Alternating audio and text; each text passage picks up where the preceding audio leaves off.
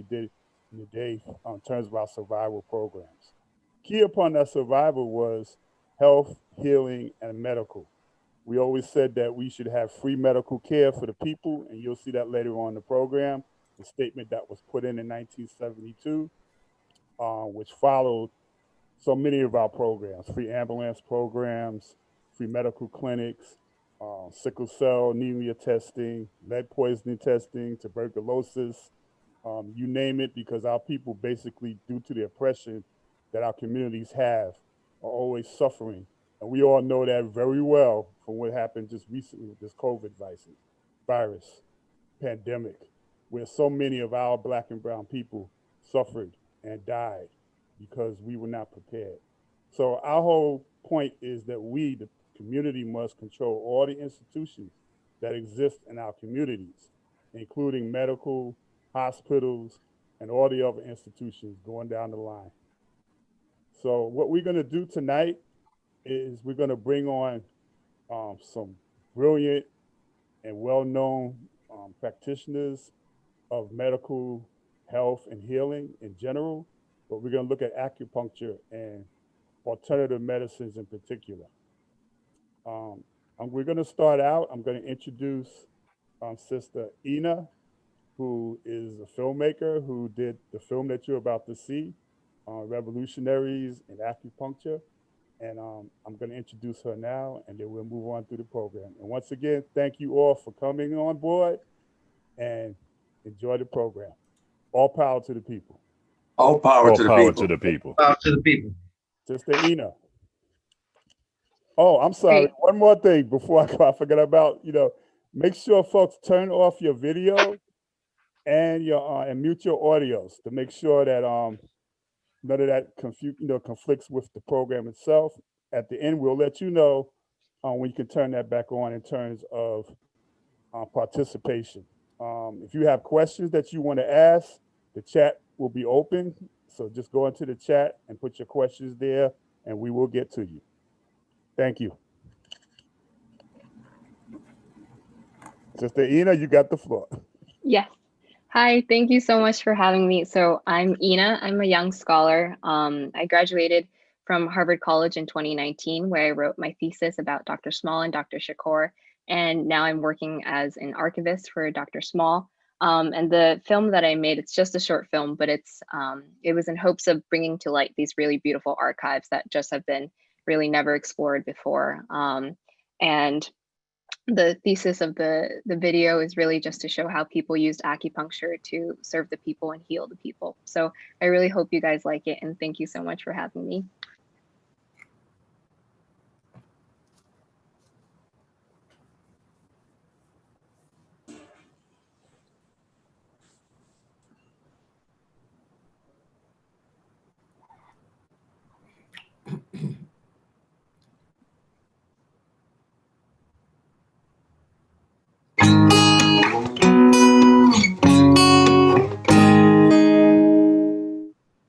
Did you know that Black revolutionaries in the 1970s used acupuncture? The stories before us are unexpected and little-known stories of American history and acupuncture. And in many ways, Unexpected Connections is the story of acupuncture. The conventional history of acupuncture in the United States starts in July 1971 with New York Times reporter James Reston's trip to China, where he wrote about his experience with acupuncture. He was part of a team to prepare for President Richard Nixon's trip to China in 1972. Reston fell ill with appendicitis and underwent surgery, and his post-operative pain was managed by an acupuncturist. His article would cause a frenzy of interest in acupuncture in the United States. But the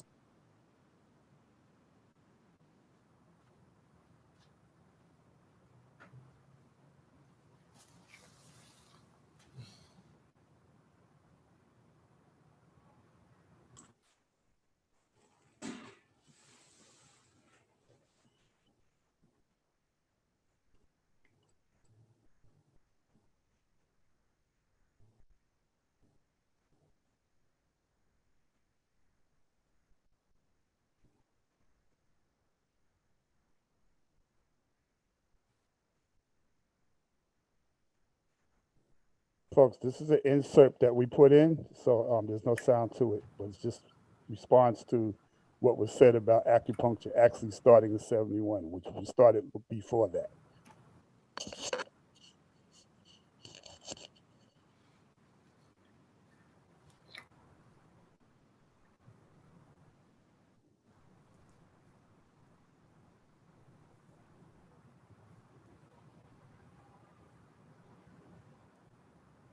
Stories before us have nothing to do with Ruston, and they actually begin in parallel. We have Dr. Tolbert Small in Oakland, California, and Dr. Mutulu Shakur at the Lincoln Detox Center in New York City. And what makes these stories even more surprising is the fact that Dr. Small and Shakur didn't know each other in the 70s, and yet there is a fundamental similarity.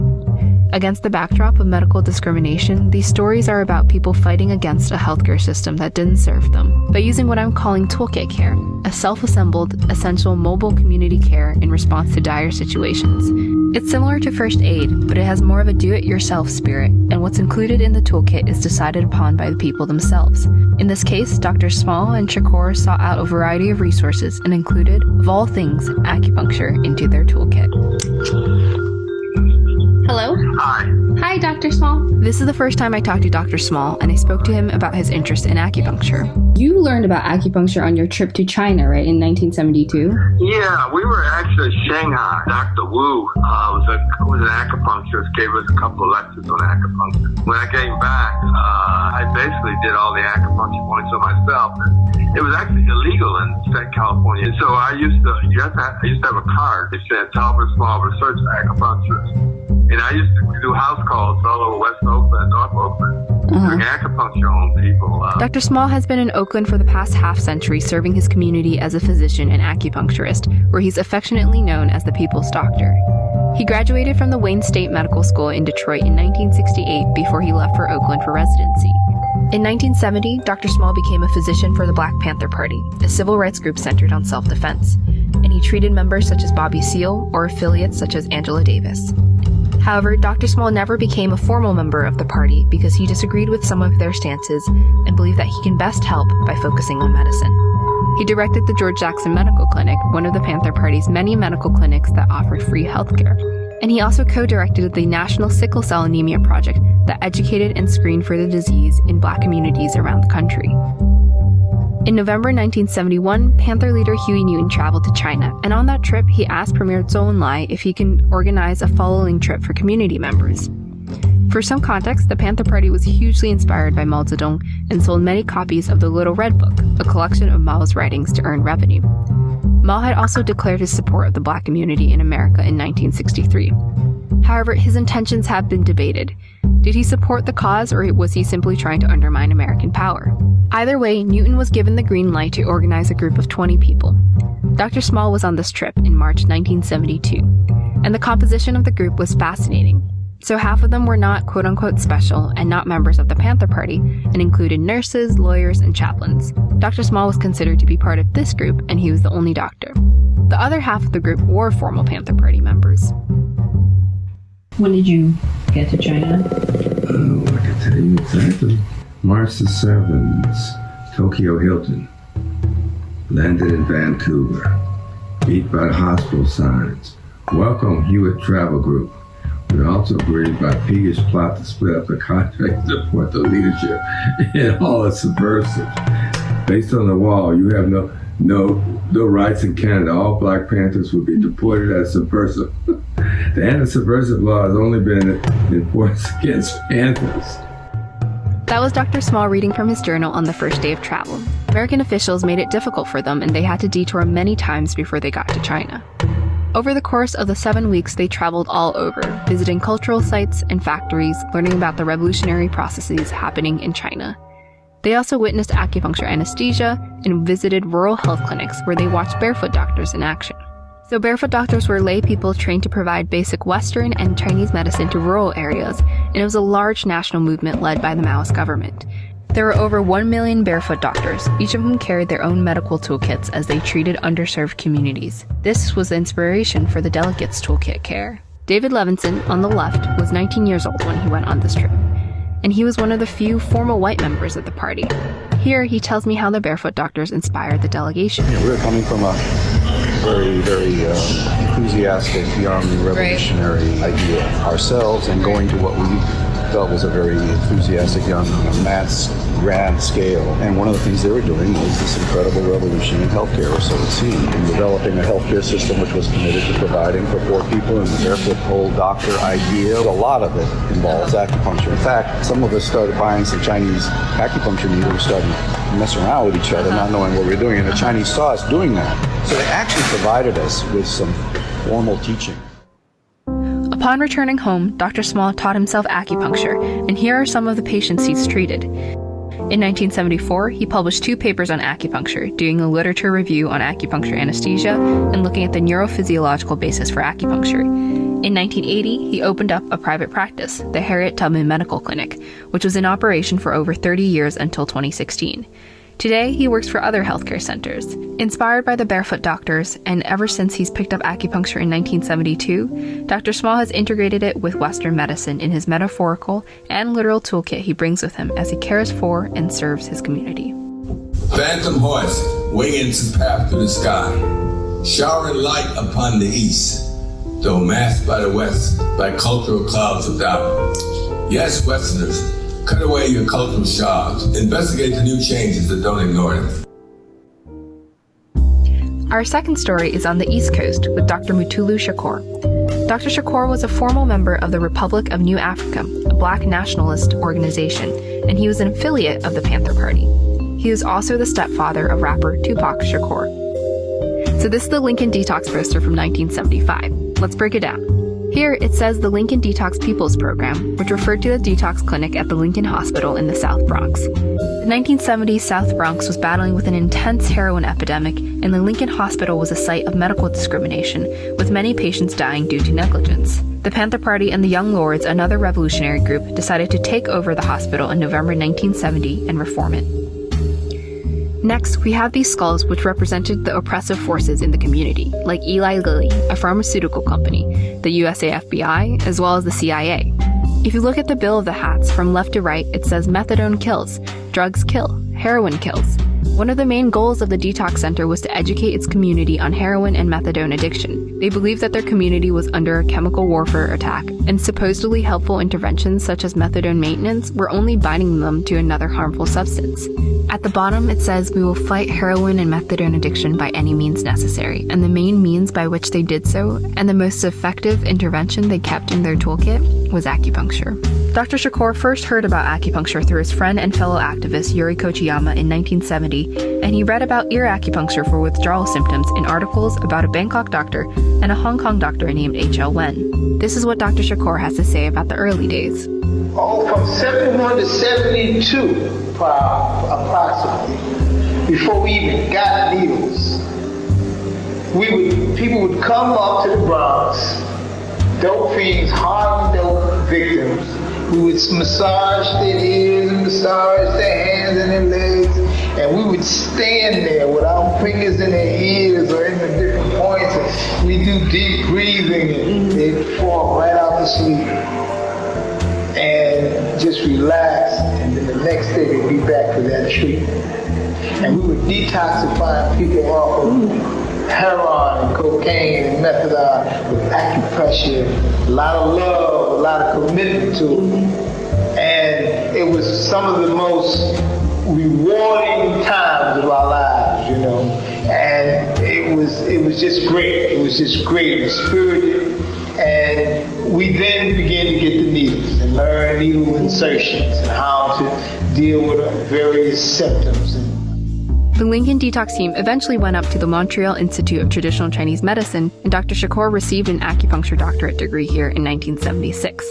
Here is a page from the newspaper of the White Lightning, a group of white revolutionaries in the South Bronx. Here we see a discussion of how acupuncture could eliminate the use of methadone.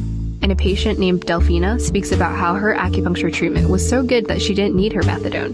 Delphina was one of thousands of patients that visited the Lincoln Detox program.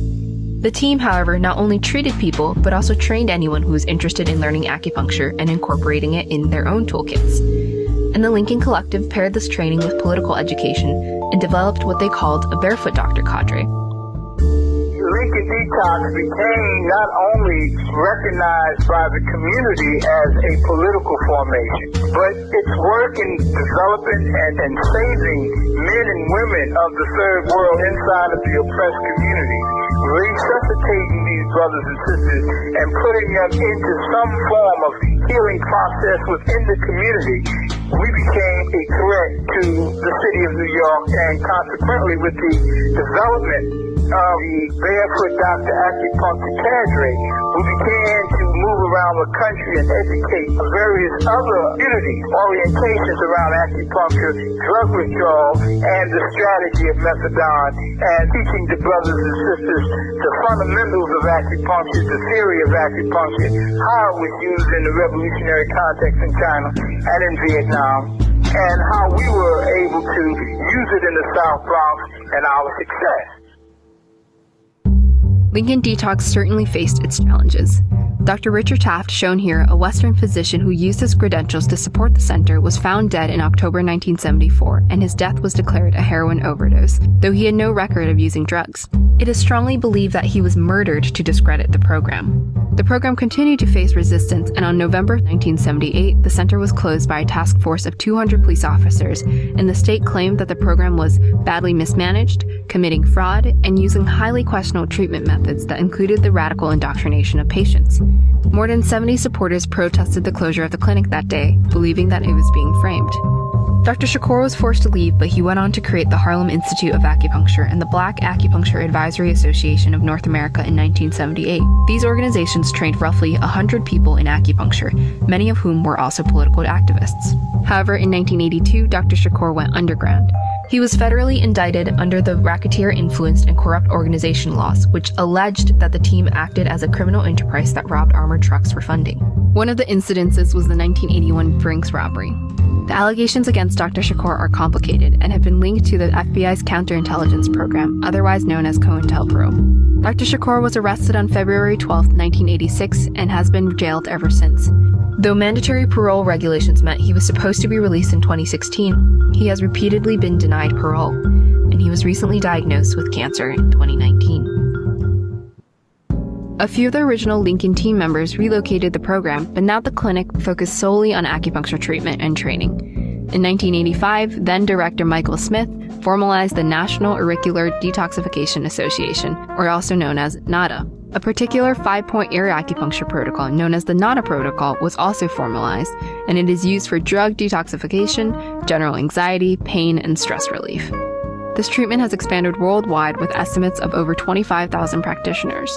These photos are from Sue Cox, an acupuncturist who spent time at Lincoln in the early 90s and has worked to bring acupuncture to 128 of the 150 prisons in the United Kingdom. I will cover these stories in my next video and explore specifically what makes ear acupuncture so suitable for these practitioners and their toolkit. I began this video with a question mark, and it represents the unexpected connection between Black revolutionaries and acupuncture. Yet I hope this brief overview has shown how these stories make sense. In a fraught socio-political and medical context, it makes sense that people would seek alternative measures. This gives us a nuanced definition of integrative medicine. Integrative medicine is not just about the integration of different medical practices, but also about the integration of medical with social practices. For Dr. Small and Shakur, that social practice was serving the people body and soul. Their use of acupuncture had socio-political meanings to it. Acupuncture fit their local medical and social needs and was part of this DIY, metaphorical, and literal toolkit which they used to serve their community. But their local needs were not necessarily the same. Though I put these stories under the same title, they are in fact different. Oakland and South Bronx were different. Dr. Small and Dr. Shakur were different. Though both were associated with the Panther Party, Dr. Small never formally joined the party, and Dr. Shakur was instead a formal member of the Republic of New Africa.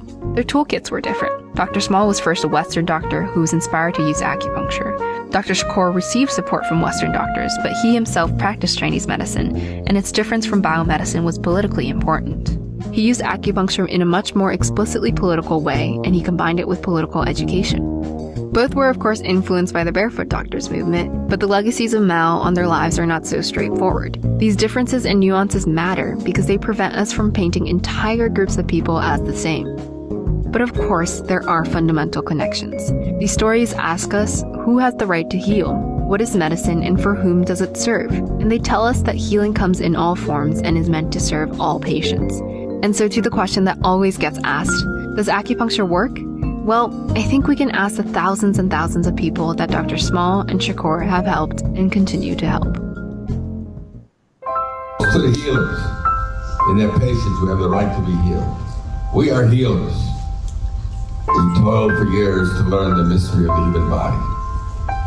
We nourish spirits from birth to the grave. We mend the bones. We sew the cuts. We kill the pain. We cool the fevers. We soothe the spirits. We are healers. We bring new life. We close whole life. We pick the herbs. We needle away the pain. We cut out the cancer. We poison the germs. We calm the troubled mind. We are healers. We treat the whole body as one universe. We also treat each part of the universe. We keep the hearts pumping. We keep the lungs breathing. We know as long as life exists, we will be healers. We know that our patients will always have the right to be healed.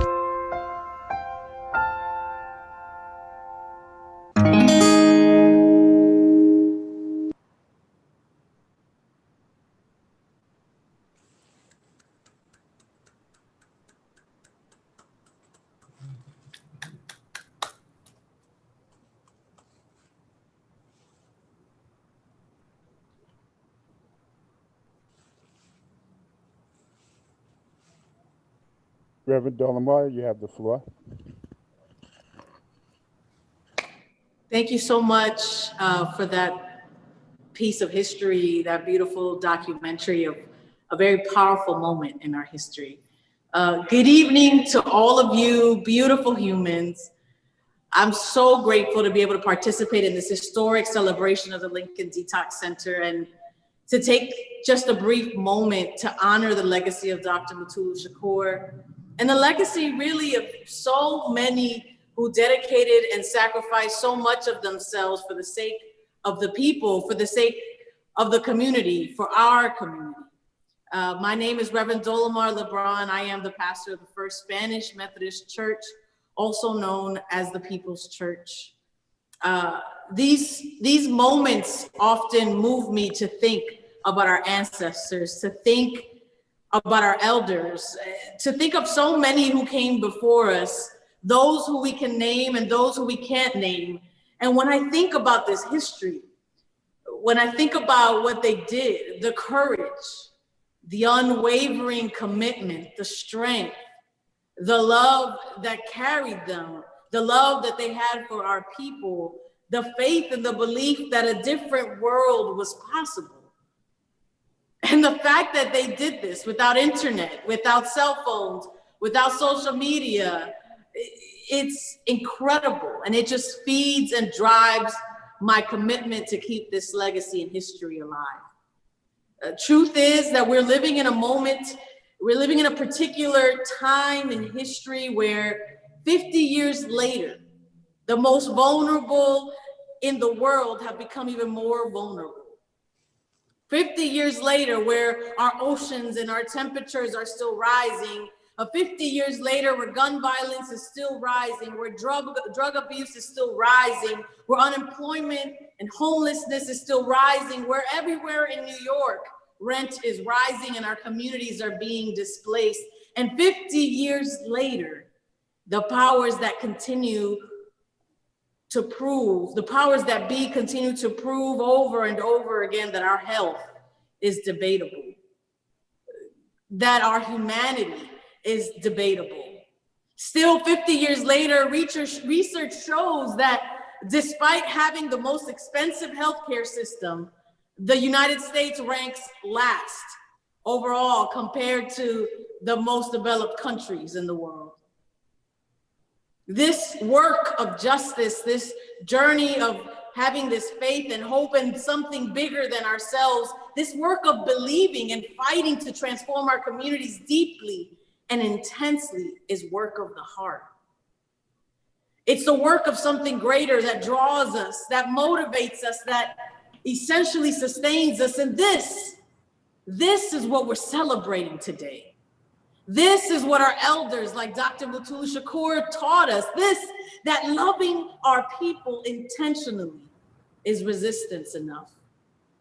And I'm proud to be a part of keeping this history and this legacy and this love alive here at the First Spanish Methodist Church, at the People's Church. And the truth is that it's gonna take all of us. Maybe you're an organizer, maybe you're a teacher, maybe you're an artist, maybe you like to work with young people, maybe you like cooking healthy food with a lot of love and good nutrients. We need all of us celebrating and commemorating this legacy, this history. For me, and I hope for you, will make us face ourselves and ask ourselves the questions: what kind of human being are we really? What do we really stand for? What do we really believe? What are we really willing to lay our life down for? How will we take care of each other? We already have the blueprint, folks. We are celebrating and honoring this blueprint that has been offered to us, celebrating this belief in the power of a people, in the power of the people to do things that were previously deemed impossible. And today we're celebrating this story of some young people who, against unmeasurable odds, stood up to immovable objects and saw them move. Particularly in a time when many people said things would not change, said there's nothing that could be done, don't waste your time, it's too hard. Change happened, and it can still happen today.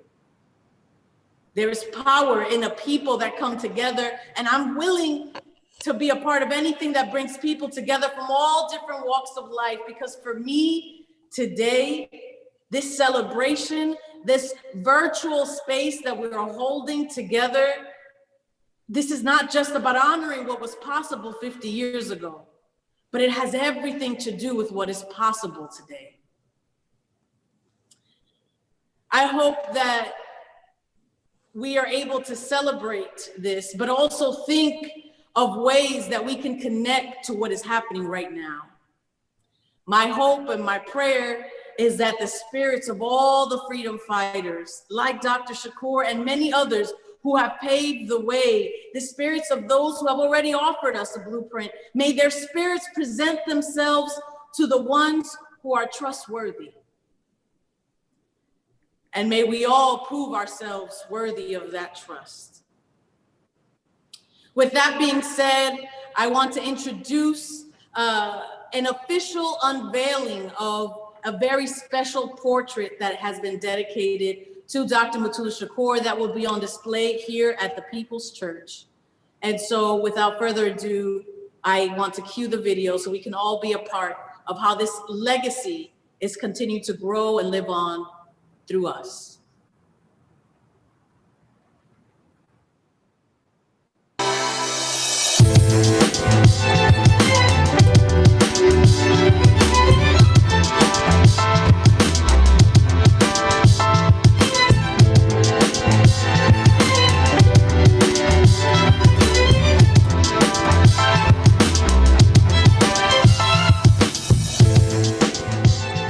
Welcome to the 50th anniversary of the Lincoln Hospital Detox Center, honoring Dr. Mutulu Shakur and his contributions that exist to this day.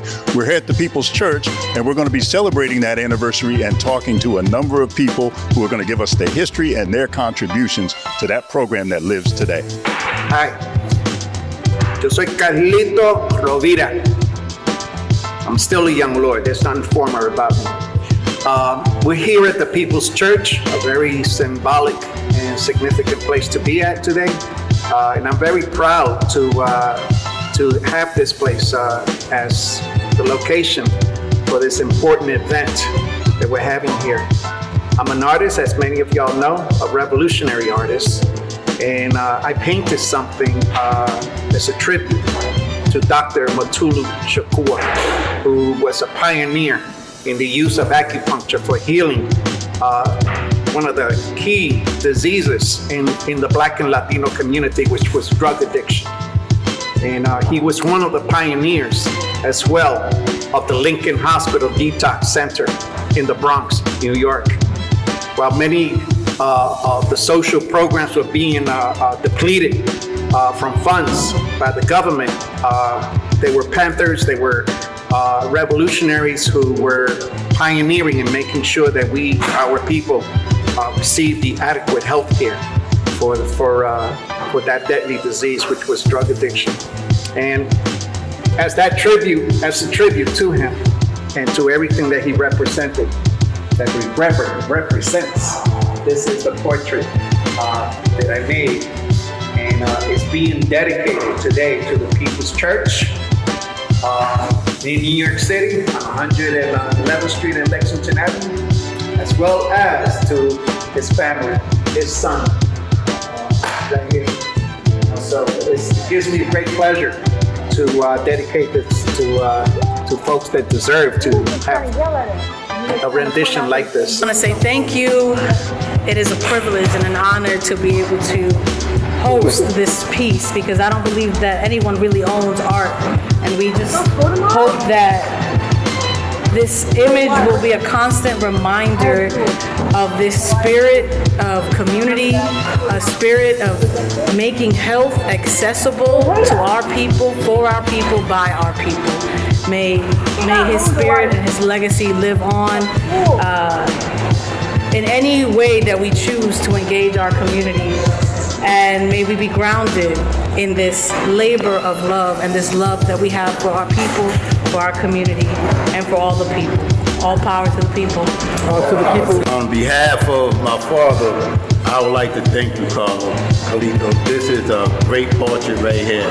I've seen many portraits out there on the internet, the website, and all over.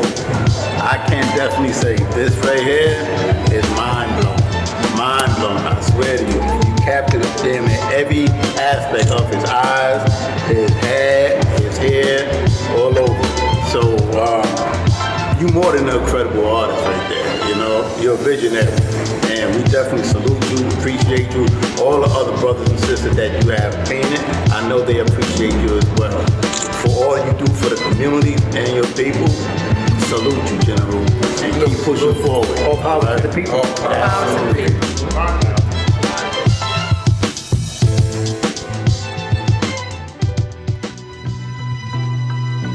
So why are we here today? We're here today to commemorate this portrait and dedicate a space, the community healing space, to Dr. Mutulu Shakur. So tell us what you do here at the program. I'm part of the team at the Healing Space. I'm working with Salud y Acupuncture para el Pueblo. What we do is we are offering auricular acupuncture once a month to the people in El Barrio, with the hope that they will then get engaged, and then eventually they will be trained and they will be able to take over. And what effects are you seeing among them now coming in? Well, you know, everybody is basically coming in because of the stress of the pandemic and loss of jobs and, you know, economic insecurity. And that brings out a lot of pains. So we'll say, how are you doing? They say, well, my shoulder hurts, my neck hurts, my back hurts. And then you start asking them, well, how are you sleeping? Oh, no, I'm not sleeping well. And tell us about your training in this person. I was part of the first graduating class of Lincoln Detox, and Mutulu was my teacher, my friend, my colleague. And tell us something about him that we might not know. Mutulu is the type of person that has practice and theory at the same time. So the onset of the Lincoln Detox was when his children got paralyzed in a traffic accident. And Yuri Kochiyama told him about Chinatown. He took the children to Chinatown, and they were paralyzed, but with treatment, they regained all their functions. He became enthralled with the idea that the body could heal itself, and he took it back to Lincoln Detox. This is the part of Mutulu who will never keep anything to himself if it does the community good. And that spearheaded the Acupuncture Collective. This is before there were books, before there was writings, before anything was translated into English. It was basically they began to work on each other and then on the volunteers. And then they met, they went to conferences, they got whatever writings they could. They met Mario Wuxu, who then trained them further. and they became, I would say, the first people's doctors of acupuncture in the country. My take and what I learned doing my research about Dr. Mutulu Shakur was brothers as himself put it all on the line. They sacrificed a lot, and I feel that today we've fallen short. We're not putting together our resources to breed leaders and help create a united front to fund and teach our brothers and sisters the importance of our history. You know, we're feeding 500 families a week. We're servicing 40, 50 people a week in this community space, but we're actually just putting a Band-Aid on the actual bleeding. So tell us your name. My name is Carlito Rovira. And how'd you get the name? Lolita Lebron gave it to me. She used to change my diapers when I was a kid. My parents were part of a secret committee here in New York City of the Nationalist Party, which Lolita Lebron was part of. So tell us what went into making the painting. Well, the inspiration is really what makes the painting. I paint revolutionaries. I paint people that defied the status quo. I paint. I get motivated by those that fight for change and do not accept oppression. And Dr. Mutulu was one of those people. The Mutulu Shakur. And he was a pioneer in the use of acupuncture to heal drug addiction. And it was at a time when acupuncture was still illegal in the United States. The powers that be preferred drug addicts to use methadone instead, which is nothing but another version of heroin. All right, so folks are going to be able to see this painting once it's posted. And thank you for creating it, and thank you for giving it to the people. Absolutely, because all of my art is for the people. I'm a people's artist. So tell me your name and when you started at the People's Church. My name is Reverend Dolamar LeBron, and I was appointed as pastor of the People's Church in July of 2018. So tell me about some of the history and what that meant to you to come here with the background, especially around the young lords. Right. So growing up in New York City, going to school at City College, I was always familiar with this history and this particular church. I have been United Methodist my whole life, and there was always a sense of pride that I looked upon in this church because I knew about its history and the occupation of the building in 1969, where the young lords were trying to, feed their community, educate the community, advocate and fight for the community.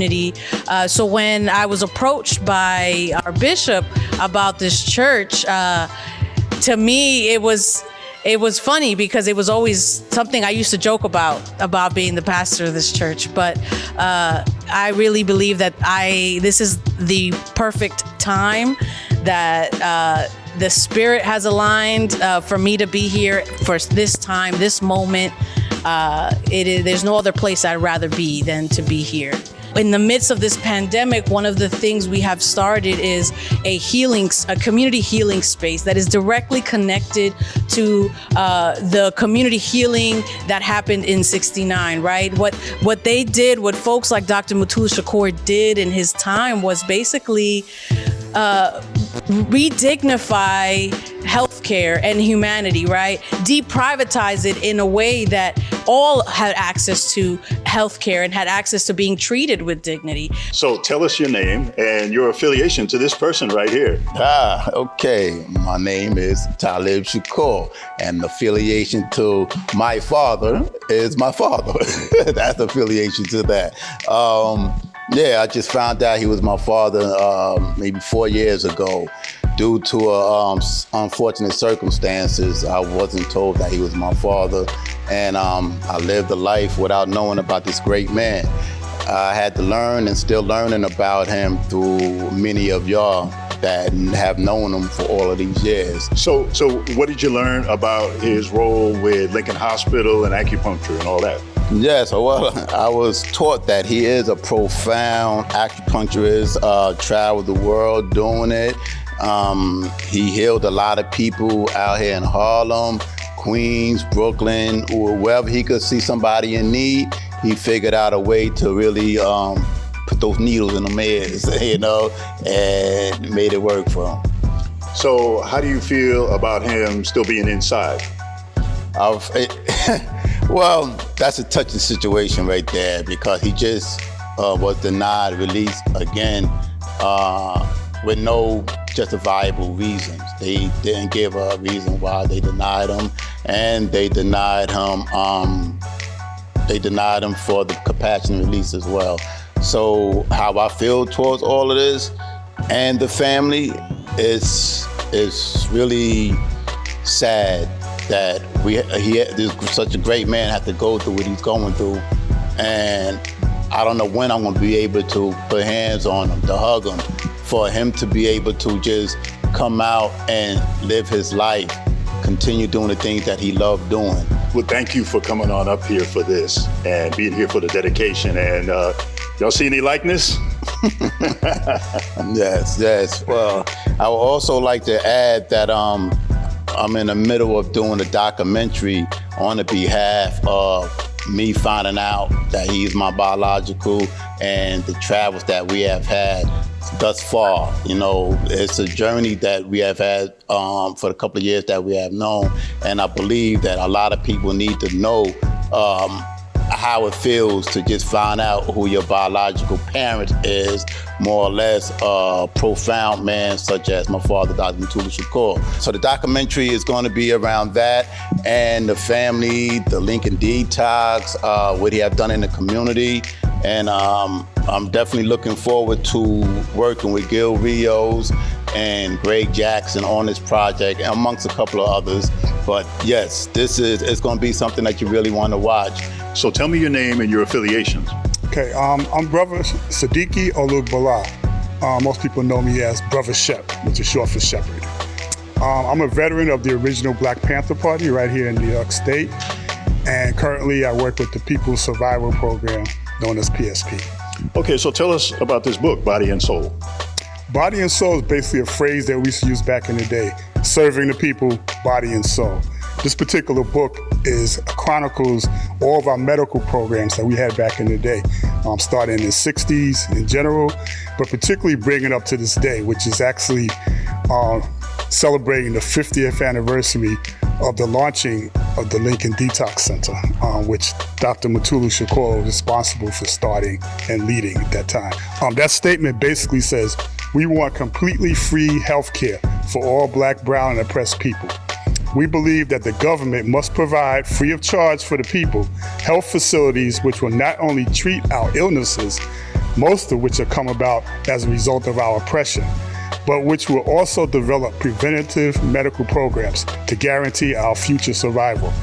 We believe that mass health education and research programs must be developed to give all Black, brown, and oppressed people access to advanced scientific and medical information so that we may provide ourselves with proper medical attention and care. Thanks, Brother Shep, for being here and talking with us and for keeping the work alive. All power to people. All power to right on. So thank you for joining us today. What's your name and what are your affiliations? My name is Brother Tafiq, better known in the community as Dr. Shaka Zulu. My affiliations as a brother in the community, first and foremost, I'm a member of the Universal Zulu Nation. I'm also a Panther Cub, also a Young Lords Cub as well. My father was a young Lord in the early 70s. And he was very instrumental in telling me about the different things that was going on in our community back in that day and time. And so it's interesting that the same problems that we had back then are still happening right now. This beautiful painting here is wonderful here of this individual that has been so influential and you know, very, very encouraging to all of us. Dr. Mutulu Shakur is an icon. He's a pillar in our community. He is something or someone that he's basically a beautiful, positive force of energy, of inspiration and motivation for our community. I know he has been like that for me because I'm actually and they say in order to appreciate the fruit, you must go back to the root.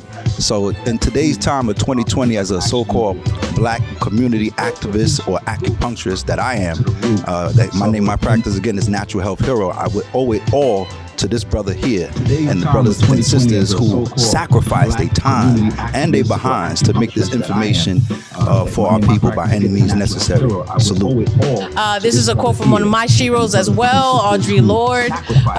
And this is what this quote says, and this is why in particular I think it's significant in this moment.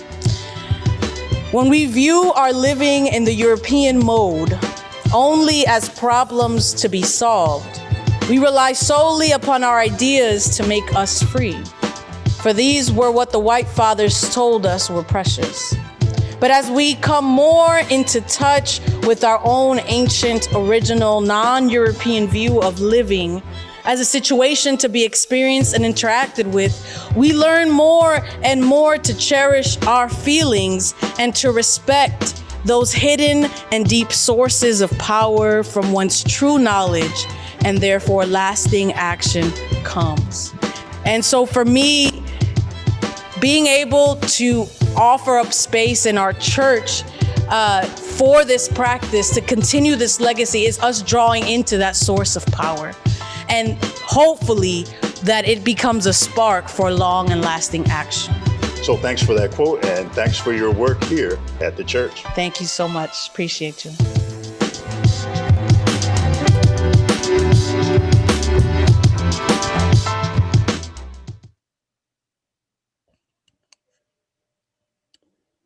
Thank you. I hope you all enjoyed that film, and big shout out to Brother Gil. I mean, he put that together like real fast. 50, just in 2 days, less than 2 days. I now want to bring out one of our Cubs.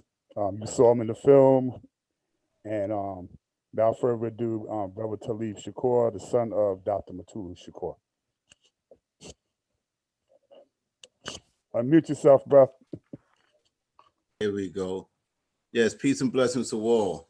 Appreciate everything that you have done for us, for the family. We definitely salute you.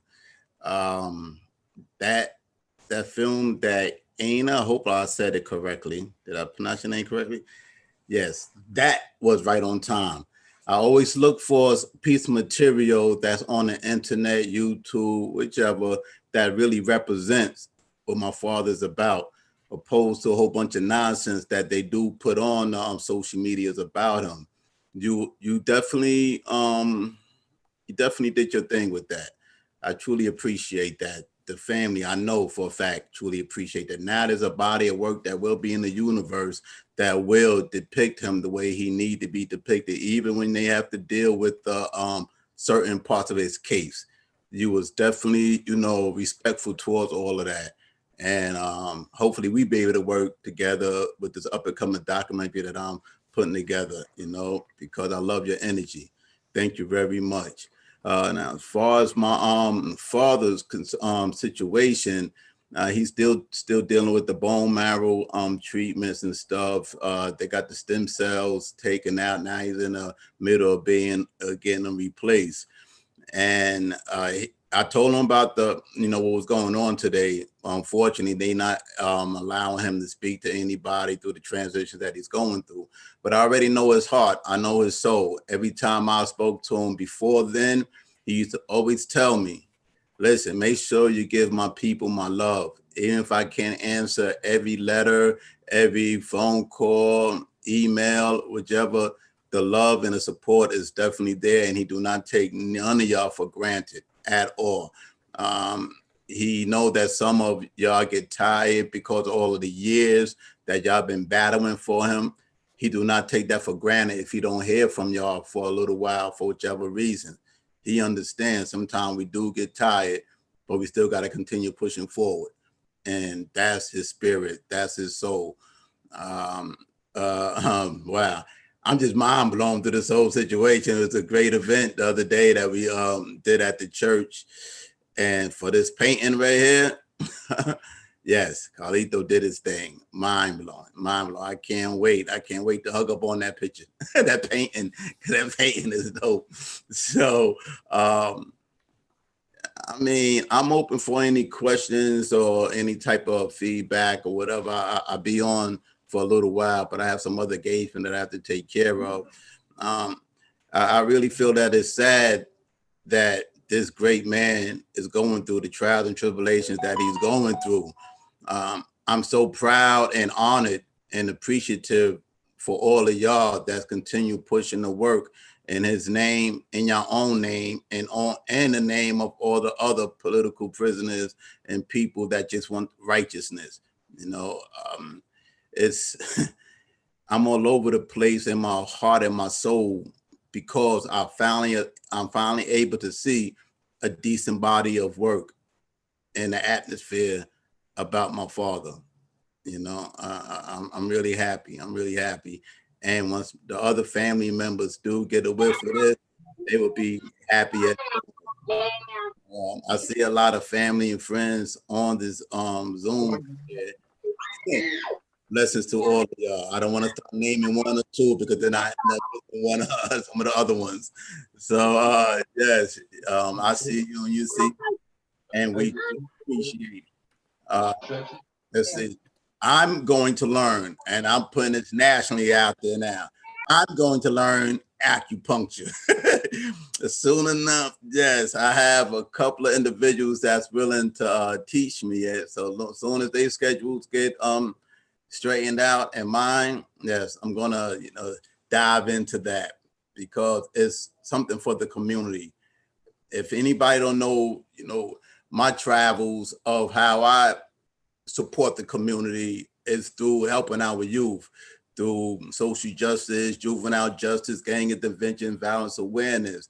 I just got my 501c3 for It Takes a Village Youth Program.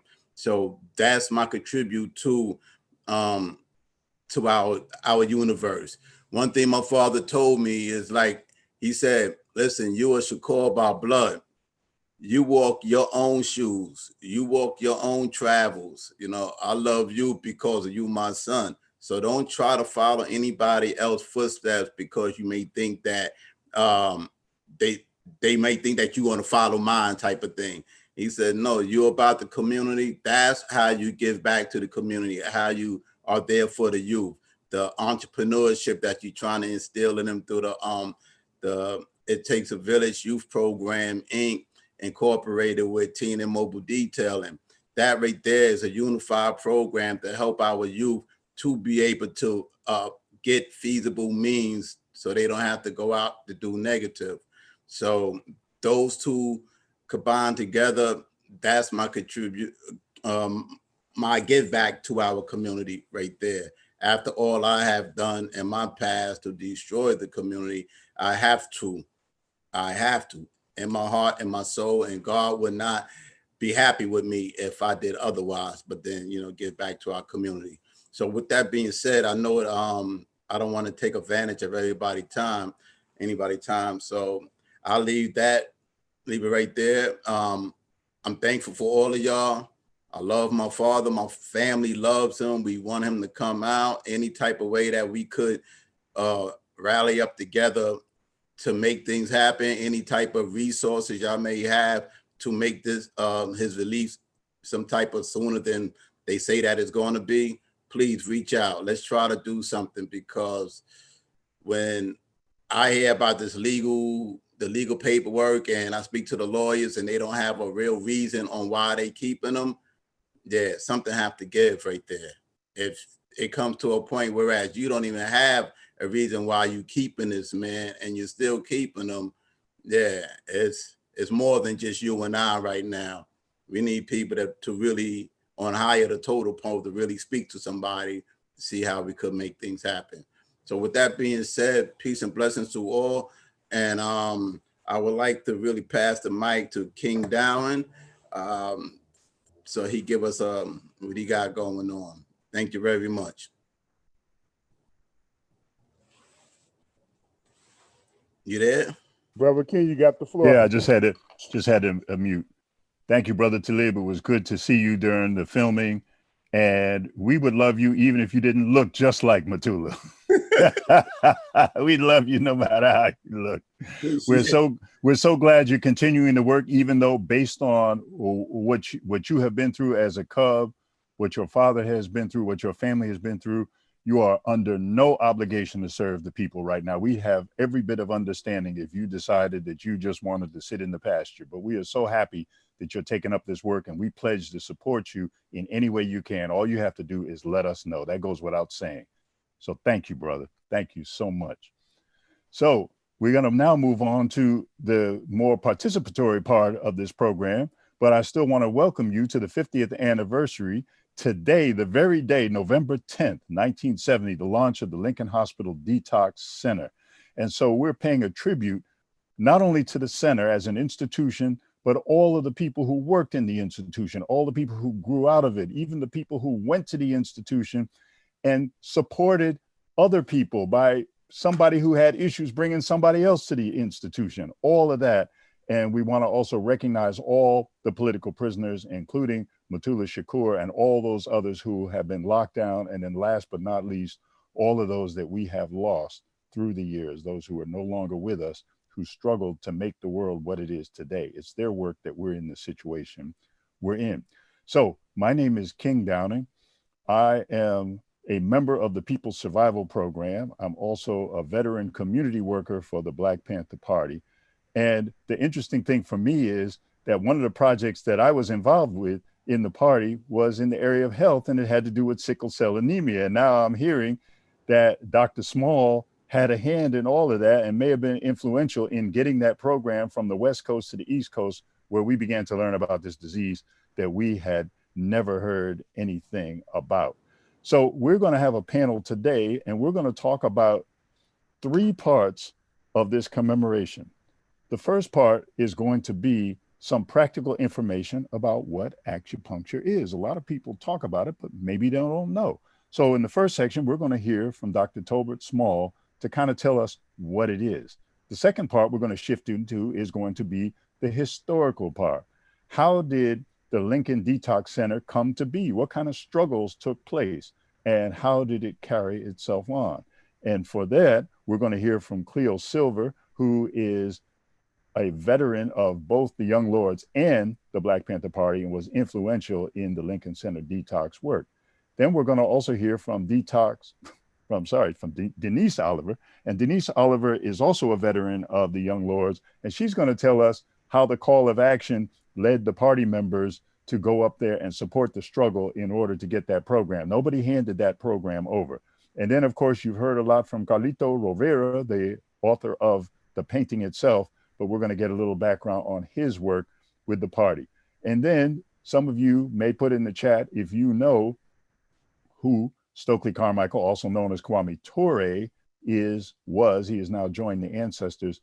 He has put out a quote that drives me to this very day. He said, "We are past the time for description. The time is now for prescription." Now, there's no pun intended because we're talking about health and prescriptions are part of it, but prescriptions are also part of political work. And so we're going to hear from the folks who are doing the work now in the legacy of Dr. Shakur and Dr. Small, which of course includes Dr. Small himself, includes Dr. George Love, slightly from the next generation behind that, and then our own brother Tafiq, Dr. Zulu Shakur, who follows in the next step behind that, are all of these practitioners to talk about health in a political context in the modern day and era. So let's kick it off and let's go right back to the beginning. So Dr. Tolbert Small, we appreciated what was in the video about you, but it didn't really talk about what acupuncture is. So just briefly fill us in on what is acupuncture.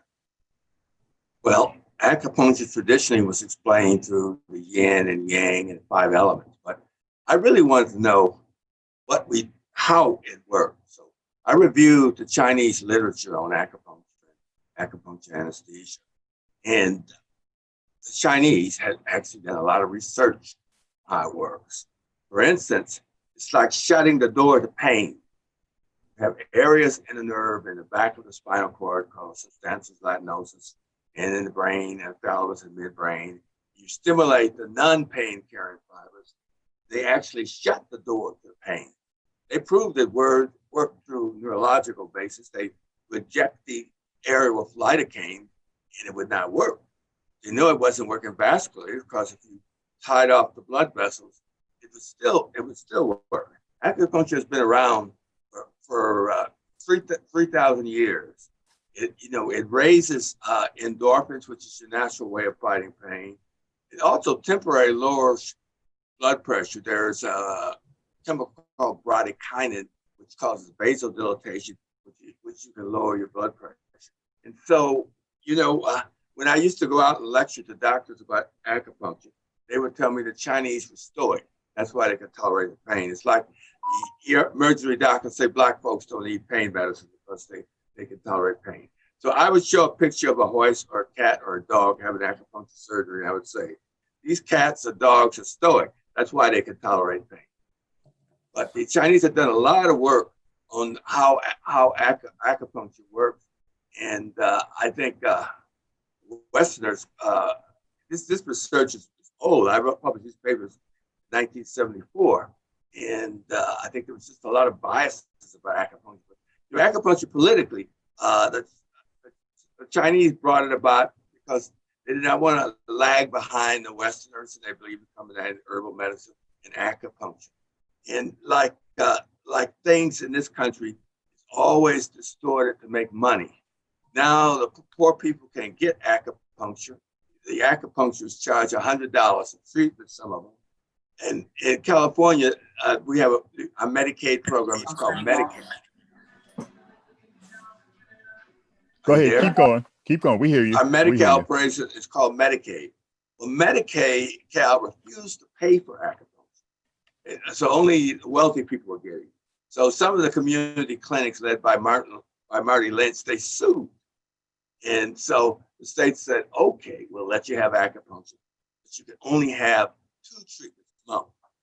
And then they pay them so little, $12, that none of the acupuncturists can afford to do it. And so basically, it's a scam when you set up a program, provide insurance for people, and then don't provide the funds to pay for it. It means you really don't want to provide health care. Are there any specific questions? Well, no, that's good. You gave us some background, and then you also took us a lead into the specific part that's going to happen when we get to part 3, when we talk about the conditions of acupuncture and health in the modern era. So now we're going to turn to our phase 2, which is the history, focusing on the Lincoln Detox Center, on what led that to even begin to exist and the struggle around it. And so we're going to start with Cleo Silvers, veteran of the Young Lords and the Black Panther Party. So Cleo, welcome to this annual 50th celebration. Cleo Silvers, are you with us? I've been watching her the whole time here, and have we all... Oh, there you go. Look, I did the same thing.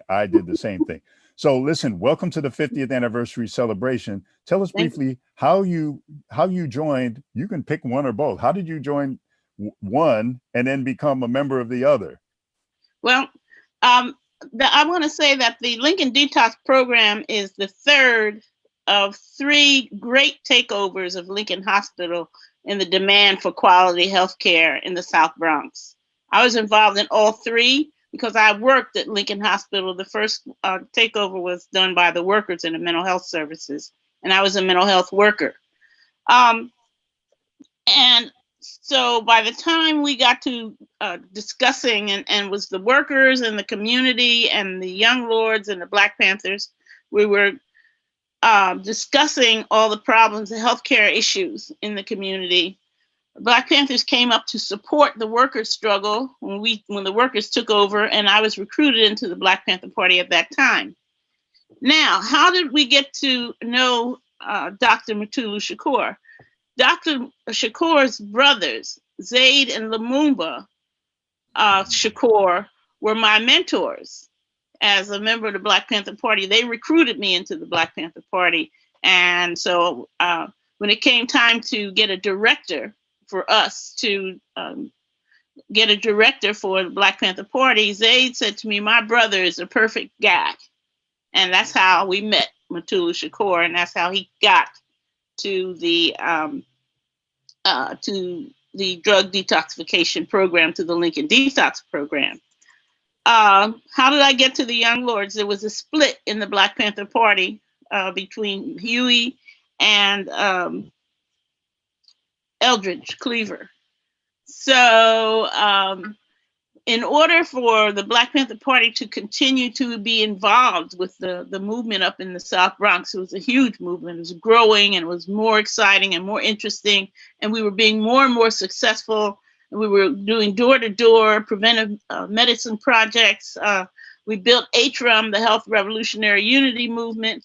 And during that time, Zaid and Lumumba walked me over to the Young Lord's office and asked the Young Lords if they would take me so that we could continue the work of the at Lincoln Hospital and the struggles for healthcare in New York City. What was and the of answer? course, I already knew. Yeah, I already knew the Young Lords because we worked together so closely and we lived together. And the ideas and the actual plan to take over the nurses' residence, to demand and to build a drug detoxification program that did not use methadone took place actually in my apartment. And that was very, I'm very proud of the work that was done. So let's say one thing. Well, let's just speed forward a little because I'm being conscious of the time. Okay. So now you all in the apartment and you all are hatching and scheming that there's some contradictions there that need to be dealt with. Just talk about the actual takeover and just tell us, what happened at that moment. Well, I just wanted to say we are missing a very important person, and that is Panama Alba, who was the first drug addict. He was 15 years old at the time. He was addicted to heroin. I met him selling Black Panther newspapers, and he was there at the center of the time when the discussion of the need for this program took place. And I told him, I gave him a Panther paper, and I said, when you get ready to detox, call me up. And it just so happened that he called, and he was right on time. And he was the first drug addict to be detoxed at the Lincoln Detox program. It was 5 o'clock in the morning, and Denise can tell you this story because she was She's there. Pick it up. She's going to pick it up. But I also want to say that Walter Bosque, who's active and very influential in the program, and I also want to talk about Cherney, who is the uncle of Talib, and is Mutulu's, I think, cousin. But Cherney passed away a few years ago, and he led for many years the Free Mutulu Shakur committee, along with Sister Knockaway and there was a whole group of people of which I was involved. I can't wait for your questions. Well, listen, we've been talking about the hospital, how it's existed. Now we want to know how that happened. Should I just turn to Denise and just get the logistics of what happened? Because you were there. Yeah. So what did you all just tell us? What did you all do to get from Yeah, go ahead, Denise. Denise, pick it up. Can you hear me? Yes. I want to backtrack just a little bit because I think it's important for young people who were not around at this time to understand what we were faced with as organizers. When you had heroin devastating our communities, both Black and Latino communities in New York, and you're trying to organize and you're recruiting people and people show up and they want to join. They write on, I want to be, and I was in the Lords and the Panthers. I want to let you know, I left the Lords and went into the Panther Party. But here you're faced with somebody who's addicted to heroin. You can't trust them because they'll rob the office. They may say they're down with the revolution, but when that need to shoot up hits, and we were just, what are we going to do with these brothers and sisters who are showing up? And the first time we did something was we took them out there was a white doctor at Lincoln Hospital who lived in Staten Island. And he said, bring people out to my house to detox. And that was Mike Smith, who later was much a part of the thing. And in your interview in the film, you were interviewing Urijuana Trinidad, who was also in the Think Lincoln committee up at the hospital. But we had to have a kind of ideological structure for what we were planning to do. So I want to mention Michael Cetewayo Tabor, who wrote Capitalism Plus Dope Equals Genocide. And that became a moving theoretical framework for us to understand what we had to do about drugs in our community and how do you get them off drugs. And methadone was turning people into what we call methadonians. It was like becoming a zombie. So Lincoln Hospital at the time was called the butcher shop, and people died. You go to the hospital supposedly to get well. You went to Lincoln Hospital and you got dead. And so with people from ATRM, Health Revolutionary Unity Movement, with people from Think Lincoln, with Cleo and other people like Panama, thank you for bringing that up. We decided that what we were going to have to do was take direct action. And for the Young Lords Party, that meant taking over stuff. We had already taken over churches. We had kidnapped a TB truck and brought it to East Harlem. So in the middle of the night, we loaded into a big Hertz Rent-A-Van. We were all packed in, and it was kind of spooky, you know, and we drove up to the Bronx and we rolled right up to the hospital, and workers in the hospital were ready to let us in the doors. And we piled in and we said, this is the People's Hospital, and hung a flag out the window. And we also believe that people don't understand when you talk about socialized medicine or whatever, you have to demonstrate it. You don't just talk about it. You don't just write, you know, long things about it. You have to show people how it works. So every time we participated in some kind of takeover, we also demonstrated this is what the services that you have a right to have, free of charge. So people could come into Lincoln Hospital once we had liberated it and get acupuncture, get treatment, get healthcare, talk to a doctor. And we also felt that the way that the medical system is structured, it keeps the community out of the system. Doctors are put on a pedestal as if they sit on the right hand of God the Father Almighty. And we felt from reading about the Barefoot Doctor program that we would involve the community in their own healthcare process. So you have not just treating people, but having people take an active stance in their own treatment, in their own assessment of wellness or not wellness. And I think that that's one of the key elements of what both the Lords, ATRM, and the Black Panther Party demonstrated to deconstruct this God-patient kind of situation in our community. Because people figure that our communities, the people in our community are stupid, that the people in our community don't learn anything, that knowledge only has a degree attached to it. And that's bullshit. And that's how we dealt. Oh, I'm sorry. No, listen.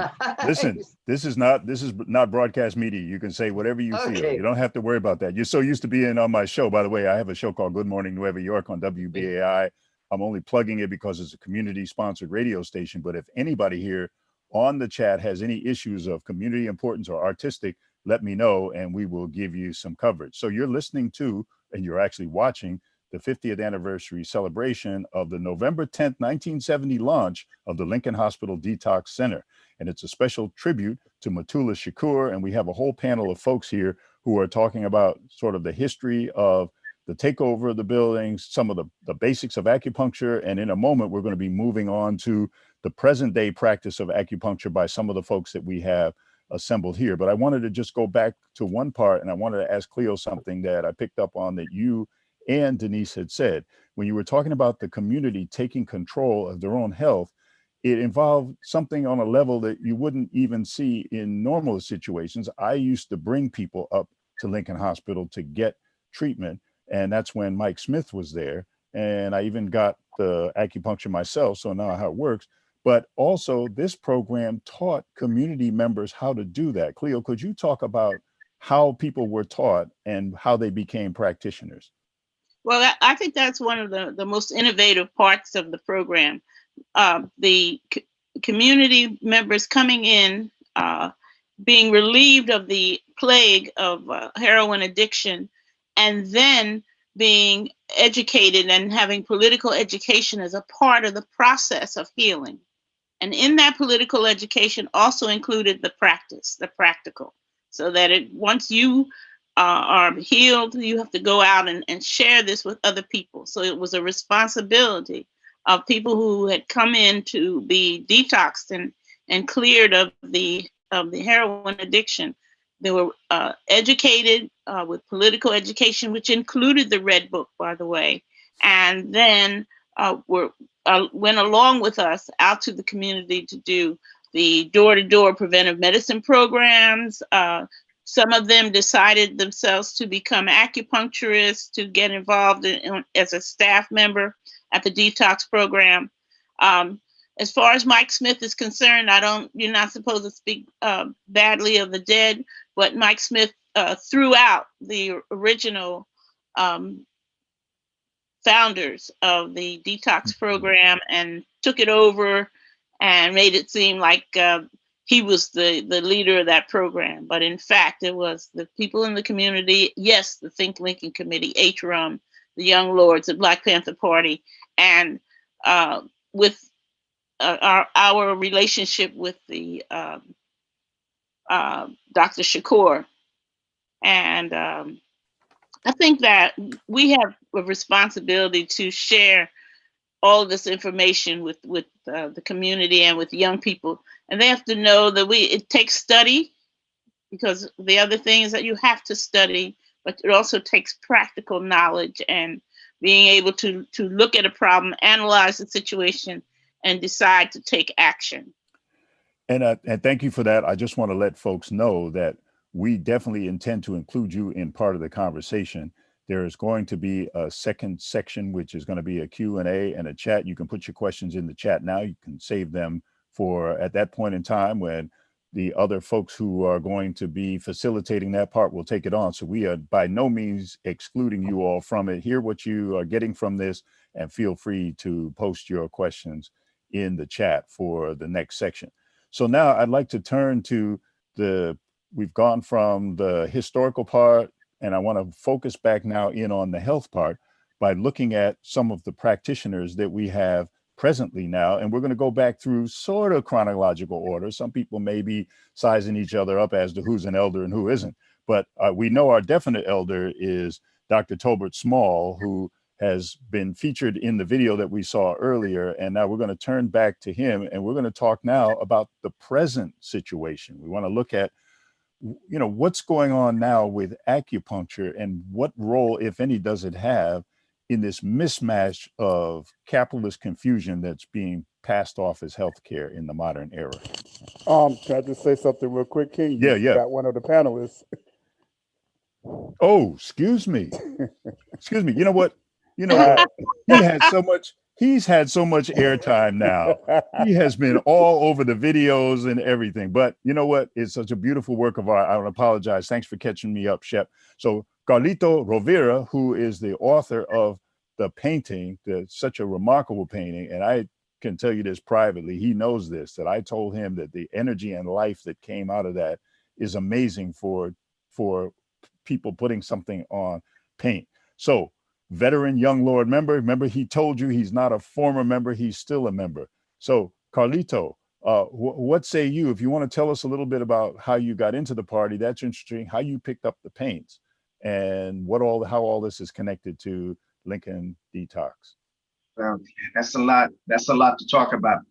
I always, when I talk about the Young Lords, I give props to Black Panther Party leader Bob Collier, because it was him who saved my life by encouraging me to join the Young Lords. I was busy running the streets, sniffing glue, doing all kinds of whacked out shit, and Bob Collier used to take young bloods underneath his wing and he took me, and forever I will be grateful to him. And I am presently painting his portrait because I want to keep his spirit and his examples alive. When I joined the Young Lords, I was part of the health ministry, and it became an academy for me, a political academy, because I was working directly under Juan Gonzalez. And what my MOS was, I used to go into emergency rooms at Gouverneur Hospital, at metropolitan hospitals, and I used to, light up the ass of the staff and the doctors there. That was my job, and make them feel insecure and threatened by putting on my brown beret, my black and purple beret that I have on now, and making noise. Whenever they got complacent in the way they treated our people. I was also part of that famous takeover. At 16 years old, I was given an instruction to hold the wheel that turns on the water. And there was about 10 young lords holding the water hose.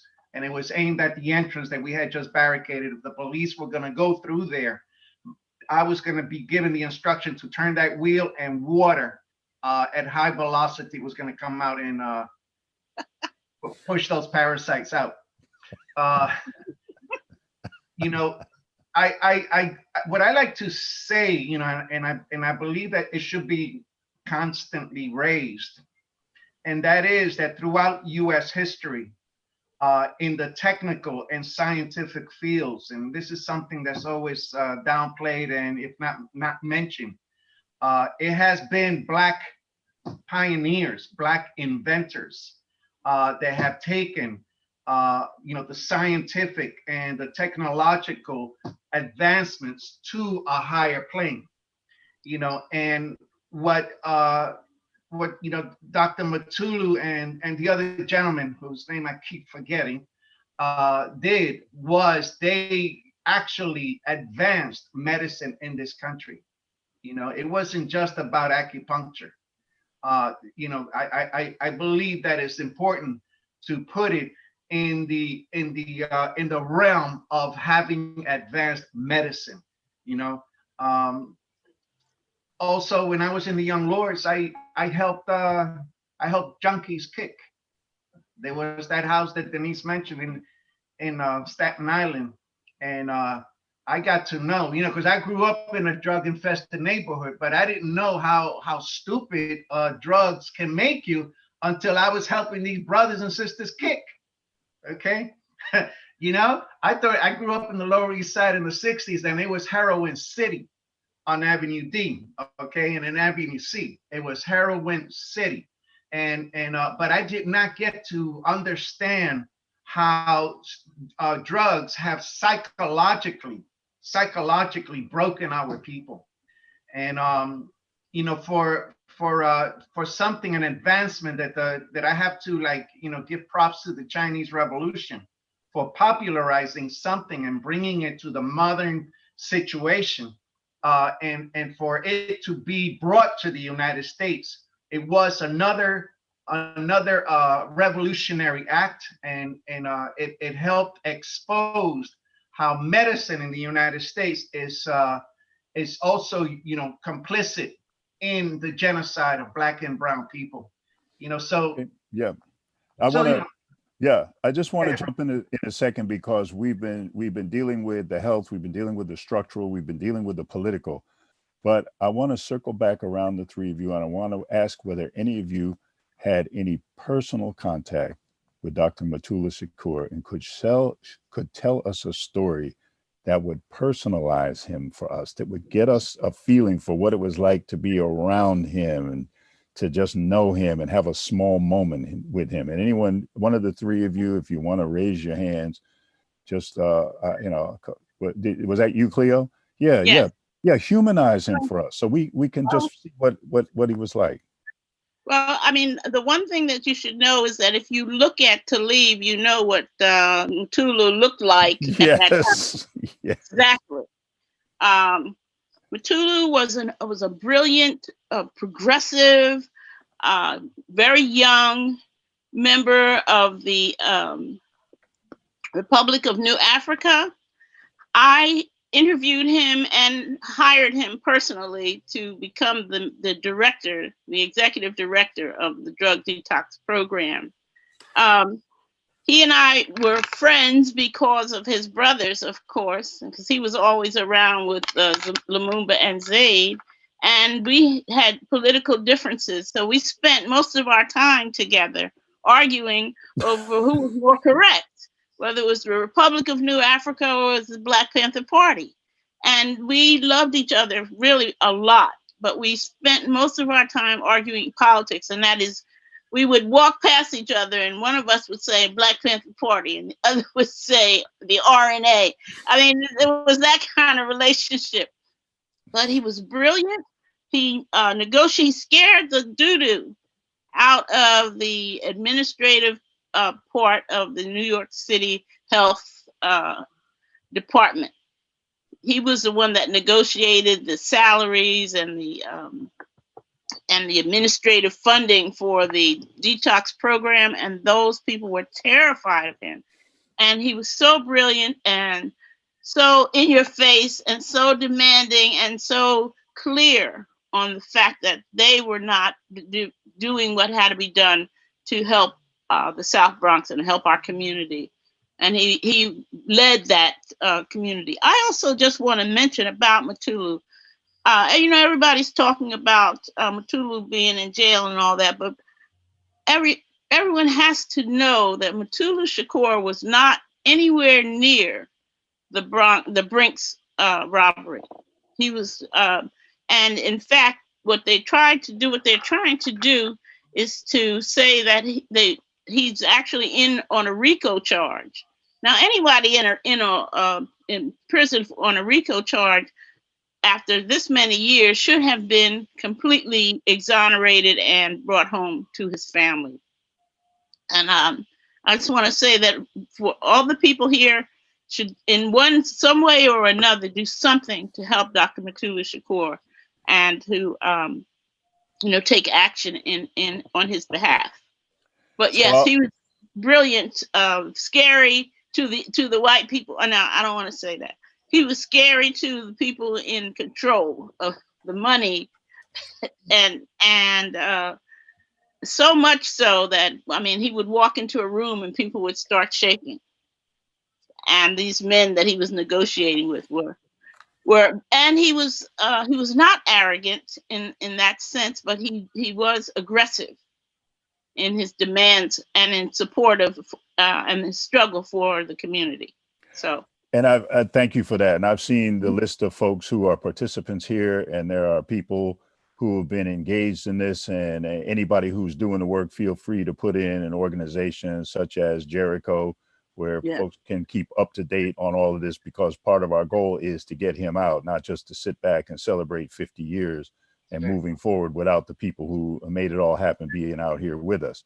All right, so now let's go. I've safely covered the bases with everybody, and let's turn to the third section, which is now the current practice of acupuncture and how it fits in with this decadent healthcare system. And I'm going to turn back to Dr. Small, and please, fill us in about where it stands now, but how it fits into this current debate about corporate health. First, I'd like to say a little bit about the past. Last year, I was one of the keynote speakers at an integrated medical conference and it was at the University of Santa Clara, and they had all these people talking about Dr. Michael Smith founded the 5-point program acupuncture. And I had to stand up and say, the young lords in the Black Panther Party started it. Thank you. Mutulu Shakur, who is in prison now for 30 years, was the one who did it. It's almost like we don't get credit for what we do. Like all through the South, the Southern people sang the song Dixie. They don't know it was written by 2 Black folks in Indiana. That's right. Go out to their tombstones. It says the authors of Dixie.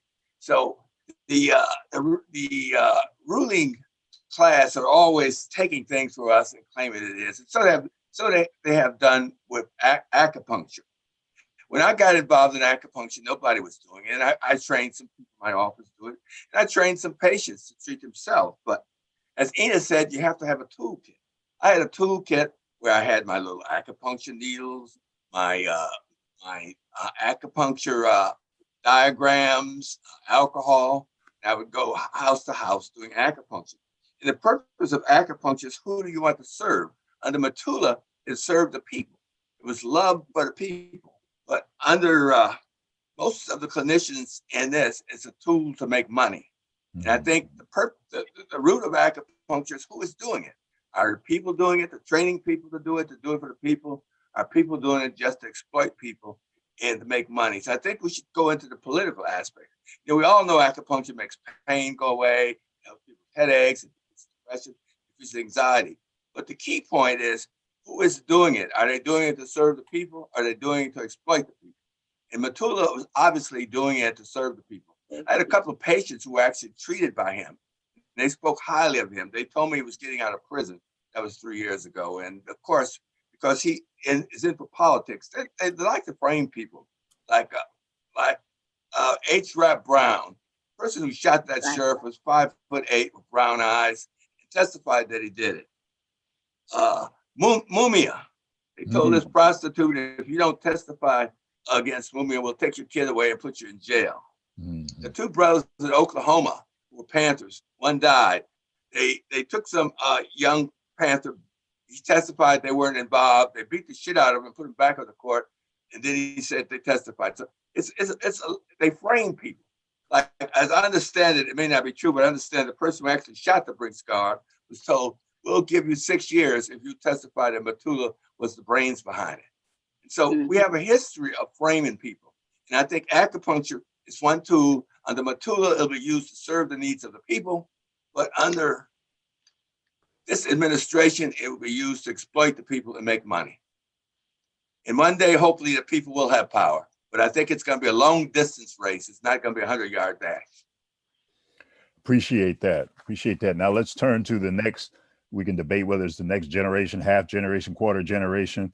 But I want to turn to Dr. George Love, a practitioner, and I want to welcome you to this 50th anniversary celebration and living commemoration of Mutulu Shakur. And I want to invite you on and ask you how you got started in the health field. Well, I went to Montreal International Institute of Traditional Chinese Medicine, and I finished there in 1981. And Dr. Mike Smith came to my graduation, and he said, if you ever get to New York, look me up. So a few months later, I went to see him, and he said, I'm really sorry, there's a 6-month waiting list to work at Lincoln Detox. And we talked for about 45 minutes, and next thing I know, he said, can you start on Monday? And I'm like, what did I say? How did I get moved up the list that quick? But if it wasn't for Mutulu, then none of that would have even existed. So I'm the beneficiary of Mutulu. Some months later, I heard about BANA, the Black Acupuncture Advisory Association of North America.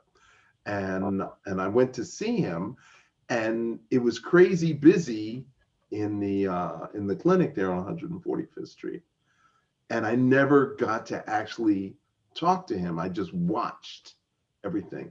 But I did meet Walter Bosquet and Dr. Uriwana Trinidad.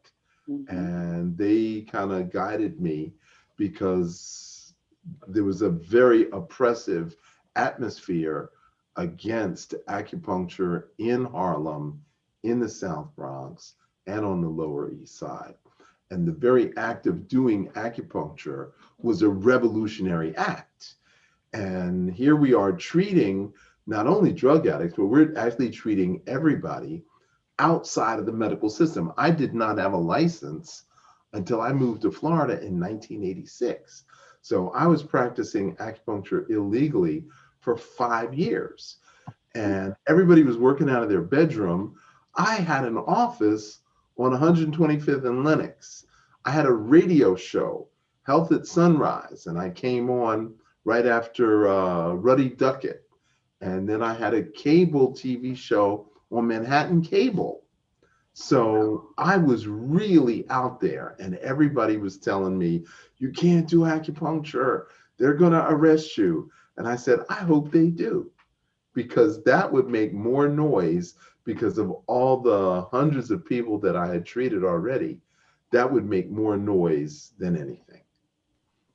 So what are the conditions that you're seeing, and what are the overlying causes? Right now, everybody is pain, musculoskeletal pain, neurological pain, emotional stress, and mental illness.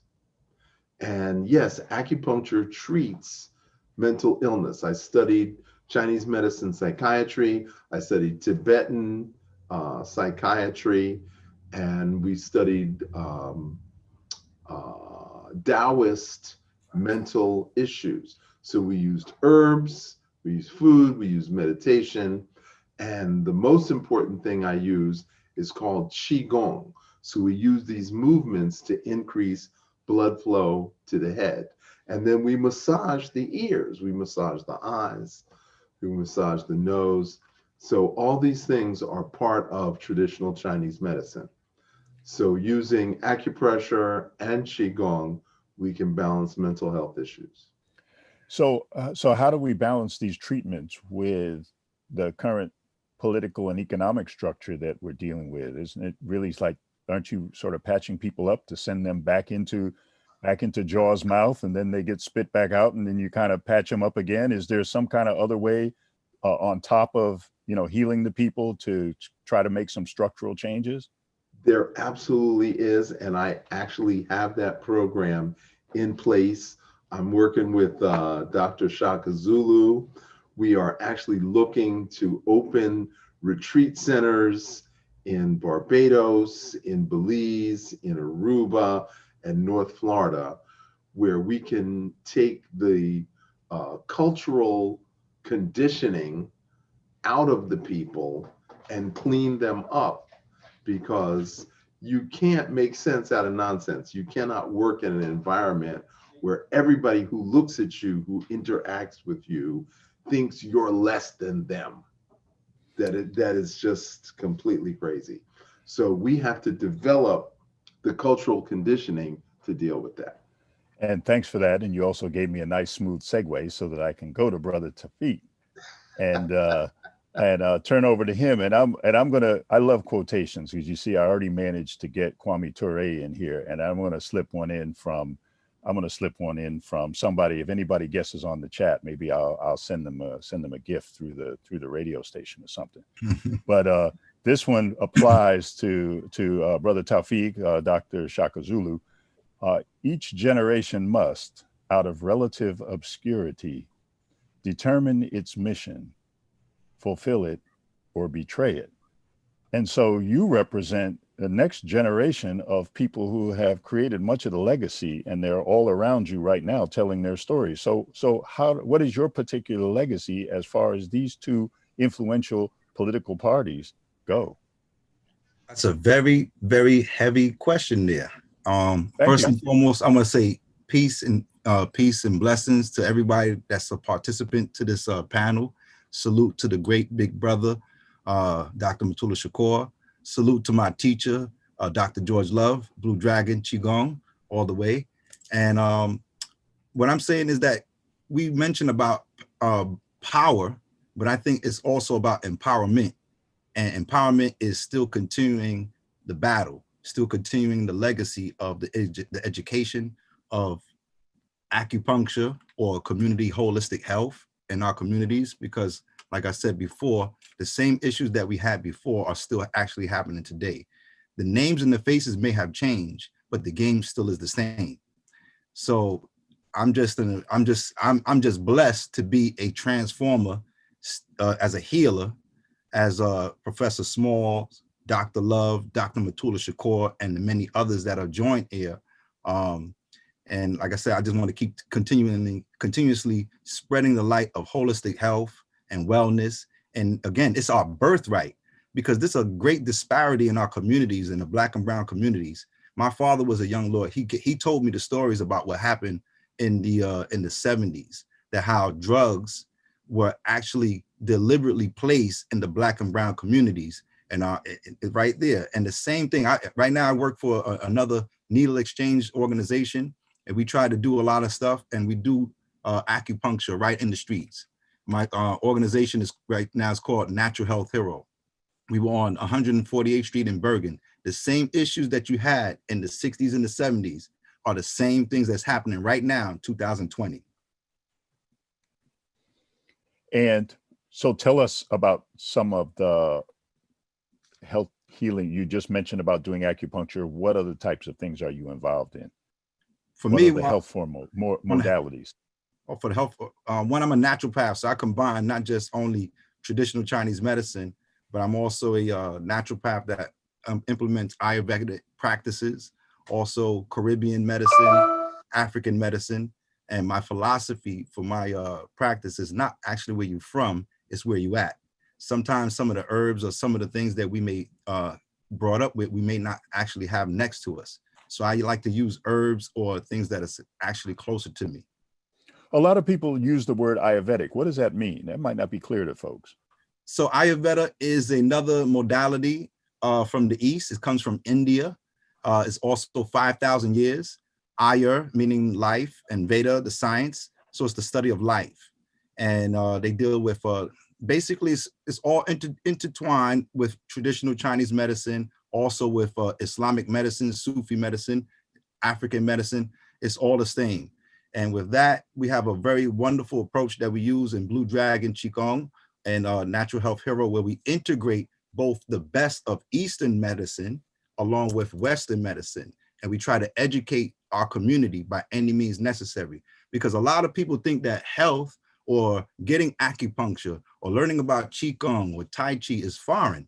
No, it's actually right here. So we telling people that, yeah, we were doing Qigong in the pyramids in Egypt, in Kemet, and we show the pictures of it just so that our people can actually feel more comfortable about it, which is the truth. And we're just trying to basically make people feel more comfortable and make them more acceptable with that this is their birthright. This is not foreign. This should be a birthright. Health and the quality of health should be for everyone. And what's the situation in terms of young people now? What are you seeing on the streets as you're interacting with people in any of your modalities? So I'm also a member of the Universal Zulu Nation. That's we're the first family of hip hop. So we utilize the music and the message. And so through the years of hosting radio shows and parties and dances, I talk to people inside the streets, in the prisons and so forth. And we're basically trying to wake them up that there is a stench, as a spell upon them that, pick their pants up, have some self-respect, have some knowledge of self. Because when you have knowledge of self, all these different things that have been placed upon you, as far as like the negativity that we see in the streets with violence, all those are issues of self-hatred that's been placed upon us. So we're trying to educate our young brothers and sisters that they need to change based upon love of self, love of their health, because health is another important thing, because you have drugs masquerading as foods in our stupid markets. And no, I didn't stutter. I'm actually saying stupid markets because a lot of our people do not actually take the time when they go shopping to read the labels, and they don't know what they're putting into their bodies. So that's another issue too. We, trying to educate them on.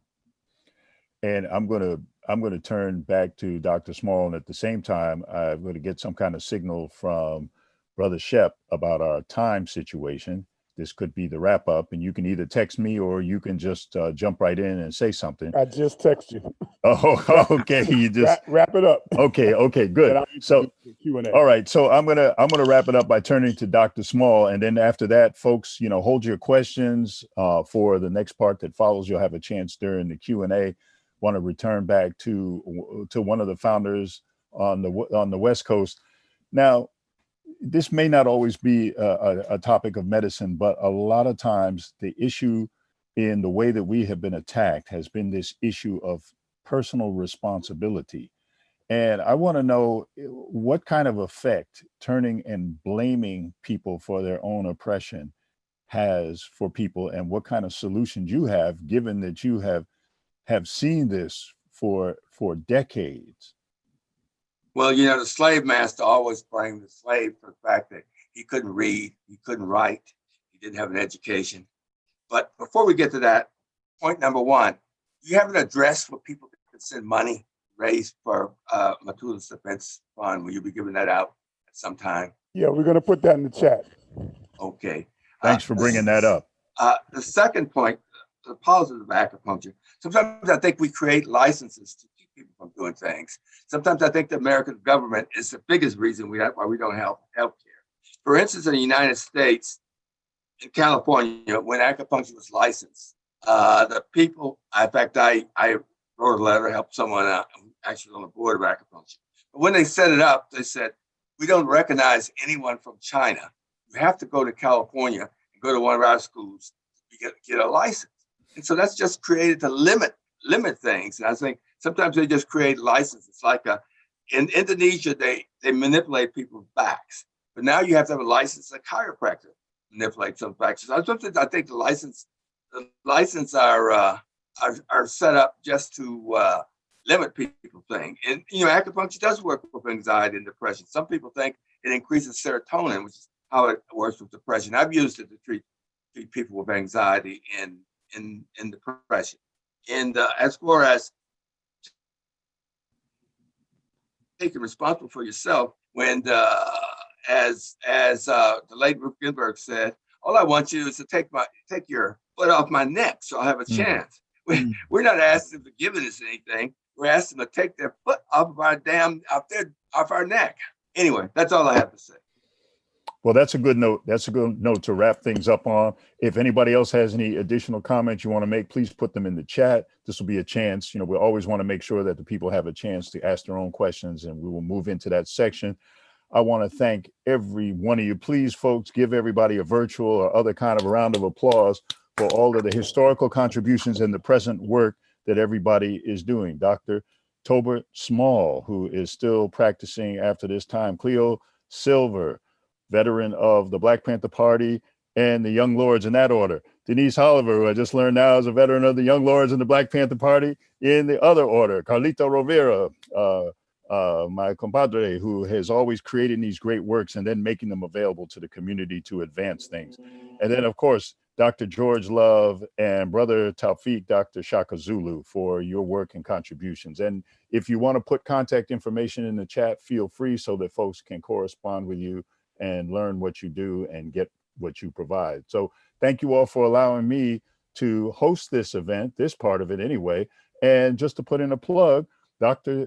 Tolbert and Ina are going to be on my show tomorrow morning, and we're not only going to learn more about how things happen in the West Coast. Any center named after George Jackson is a place where I want to go to get treated. I'll tell you that. Plus, he's gonna spit some poetry. Do you say spit, or do you have another word for it? George Jackson was actually one of my patients. I used to visit him at San Quentin. We'll talk about that in the morning. Okay. Well, so now that's a reason to tune in. 99.5, 6 a.m. to 7 a.m. They'll be on for the full hour. Thank you all for joining, and there's more to come. Okay. Thank you, Brother King. We're going to move to our Q&A. I know folks probably looked at the clock and said that the program is over, but the program ain't over. This is our time. Our time is now. So I'm going to introduce Brother Spirit Child, who's also part of our community affairs department in the Universal Zulu Nation. And a lot of people know him as an artist, which he is. He's a culture artist, and he uses culture as a weapon. So, and also Sister Maisha, who is a Young Lords Cub. They're both going to be facilitating the Q&A. So again, Talib, make sure you put that information in the chat, how people can get in touch with friends and family and donate and do all those good things. I'm not sure if anyone's still here from the People's Church, but we'll make sure that everybody gets that information. So without any further delay, we're going into our talk back Q&A, and we're all here to answer your questions, hopefully. And Brother Spirit and Sister Maisha. Peace, y'all. Such a powerful, powerful, powerful program. Really excited to be here with you all and also host this section. We have so much love for everybody here. There's a few questions that we have. I'm not sure if Talib is still here, but I know he had to leave soon. If he is still here, I did want to ask a question for him specifically on a documentary, or if Gil Rose is still in the building. If he wants to talk more about the documentary that they're working on, we got a chance at the People's Church to learn a bit about what they're working towards. And I can try to speak for it, but I'm here if you guys need me to talk. There you go, brother. Go ahead. All right, good. All right, take it away. Before you go, Smith, I'm sorry. I just want to mention that Walter Bosco, you heard his name. He's in the house. He took a walk, but he's been here the whole time. Just wanted to give him a shout out. Okay, right on. So Gil, that's on you. People want to know, tell us a bit more, and Brother Talib, if you're there, about this documentary. We heard a few words, but it's always best to come from the source. So let people know what to look for and what you're working on. Okay, so there's two directors. I'm the East Coast director, and then Greg is kind of like the Atlanta director, kind of like the West Coast director. So when I saw the trailer that Greg put together, I called Talib because I had his number already, and I was like, I need to be a part of this. So he was like, okay, Gil, send me some of your stuff, and we'll look at it and stuff like that. And they loved what they saw from me, and then I was blessed enough to be a part of it. We interviewed in the East Coast, I want to say like 11 people. And we went to Washington. We've interviewed a bunch of people. Dr. B, who is a student of Dr. Mutulu, she talked about the history of how she learned from him and how she did acupuncture. I'll let you guys in on a powerful piece that we just filmed after we filmed the People's Church. I'll share with you guys this. We went to a sister's place. Owned by Viola Plummer, and it's a world-renowned jazz club. And we're sitting together and we're interviewing her, and she's talking about how jazz players would come in and out, and some of the jazz players would get paid with drugs because they were addicted to drugs. And she's talking about that, and I asked her, I have a question. How many of these jazz players on this wall did Dr. Mutulu help? And she goes, 1, 2, 3, 4, 5. And I was like, are you kidding me? And she was like, yes, he helped cure drug addiction from some of these jazz players with acupuncture. And me and Talib were just floored. And that's going to be in the doc. And there's more surprises like that. But the main meat and potatoes of this doc is Talib finding out that Mutulu is his father, and pretty much him going through this journey and learning all this information that he's missed. And we're gonna go into the COINTELPRO. We're gonna go into a lot of that stuff. But the documentary is pretty much about the relationship between father and son and the human person that is Dr. Mutulu Shakur. Thank you so much. We appreciate that. I hope that gave you all some intel on that. Look for it. Put something in the chat. Put your website in there. The work that he did, I'm telling you, we was talking like 50 hours, less than 50 hours. He put that beautiful piece together that we saw earlier. You can catch it on live stream if you missed that part earlier. We thank you so much for your work and dedication. You're very professional, your quality as well, which is what we need in this revolution to keep it moving. So appreciate you, brother. I appreciate it. I'll definitely put my website and stuff in the chat. You did a good job, Gail. You did a good job. Oh, there you go. My brother's still here. Yeah, y'all need to hear him. Talib, yo, we got a question for you specifically as well. How's your father's health? And is there any way directly to support? We put the website on there, but what's going on with his legal situation? If you're at privy to like even talk about that, I know how that's kind of touchy. So whatever you want to share, people want to hear from you. Yeah, well, the way to get in contact with him, it's the same, Mutulushakur.com. You'll be able to go to that website, and whichever way y'all need to support, all the information is there. definitely. He's still going through his issue dealing with bone marrow cancer. They took the stem cells out probably like a month ago, and I believe he's out now getting them put back in.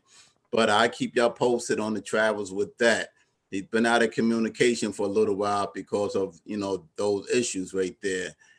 Once again, I know I said it at the beginning, but his blessings goes out to all of y'all, his appreciation. He do not take nobody for granted. He know that y'all been fighting for him for all of these years. And sometimes individuals may get tired and they pull back a little bit. He still feel much love. You know, he appreciate that. He know that sometimes fighting, you have to take the back seat for a second and then recuperate, then come back, you know? So that's how he look at things right now.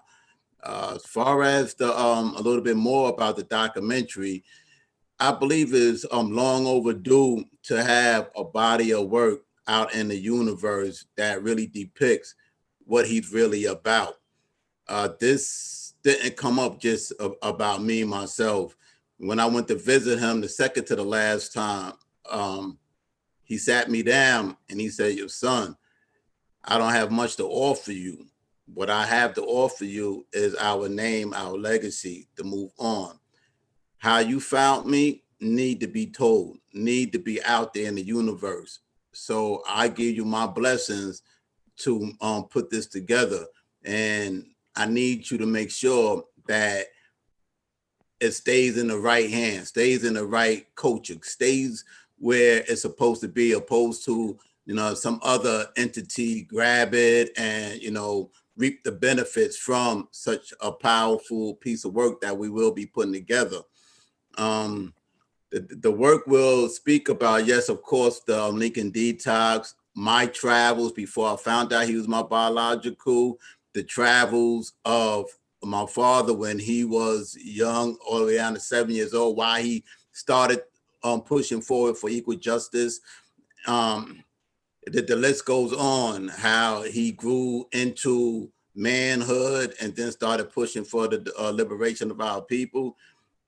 A lot of people, what they see on the internet does not do my father any type of justice, really, to be honest with you. And I won't get the name correct, but I think I have it right now. MENG. MENG? Right. Thank you. I appreciate it. Thank you. The work that you put out here in this universe, we need more work like that. I don't have to be the one that champion my father just because he's my father. There's a lot of y'all that's championing him, and sometimes being that we have so much passion that we want to be out there for him, we show a lot of aggression sometimes. And when you do things like that, the legal system see that, and that holds them back, because being that they don't have any reason to hold him, they figure out reasons to hold him. For example, one of the his last hearing, we try to find out why did they keep him. They talk about how he sign off the end of his letter. Resistance. Yeah, sign off the end of his letters with the stiff resistance. Is that a reason to give somebody extra 2 years?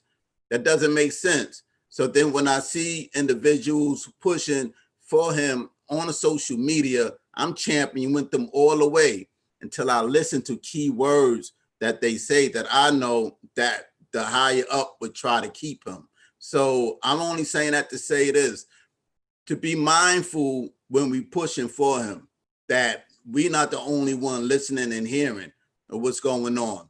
So not to take up a lot of your time, but these are the reasons why we developing this documentary, to whereas you will see the travel of an individual growing up without a biological parent because of they was trying to keep me safe all of these years because of what the COINTELPRO and other entities was doing to political children, babies and adults and, you know, so forth, so on.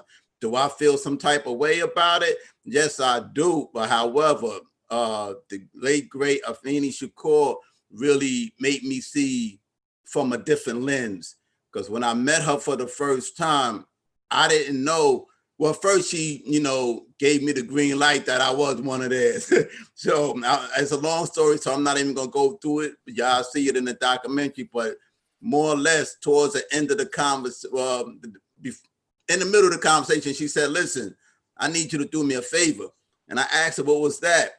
She said, I need you to go home and tell your mother you love her and you forgive her. I didn't understand why she told me that, but I knew how I was feeling inside. So I asked, excuse me, Mama Faye, why would you tell me something like that? So she told me that your mother had to be a strong lady to keep you underneath the wraps all this time. And it's important that you are around your family now. I know you may feel some kind of way, but however, it's a reason for everything, So I'm trying to hold on to that and really soak it in. So I did what she asked me to do. I did go home and I did, tell my mother I loved her and I forgave her and stuff like that. But that still doesn't fill the void that I have inside me, and for a lot of other males and females that don't know who their biological parent is. I didn't find out till I was 47 years old that he is my biological father. So all through my life, I was trying to figure out why my father ain't trying to check for me. Everybody had their fathers around playing football, so forth, so on, and I'm playing with them because that void was missing in my life. Come to find out, it wasn't that my father didn't want to be around me, even though I was being told somebody else was my biological father. So when I found out that it isn't that this man didn't want to be around me, they have him in captivity for fighting to liberate the people that, need their help. So when I do the case study of his case, it really get me upset because he stripped away from society and family and friends and stuff for trumped up charges. So it's my duty to really try to do my best to shine light on the human that this man is. Now, when we speak about this New Jersey Turnpike thing, whatever happened in that day and time and that situation, listen, I feel bad for the tragedies of the people that, was affected towards that. And my heart goes out to them. But this isn't a man that, did all of this. So through the documentary, you will see case facts. Again, through the documentary, you will see case facts and then let you prove what you feel is real and what you feel isn't, I see the king, Awana, yeah, I'm here. I see you raising your hand, gentlemen. There's a direct question for you on the documentary. When is it going to be out? I know how films go, but you have an expected kind of season. I would say season because I know how these things work. Yes. Well, yeah, it's a travel due to this corona nonsense that's going on. And we still waiting for the funding for it, really. So we building up all the content and the material and things. We got some people that's looking at it that's really interested in it.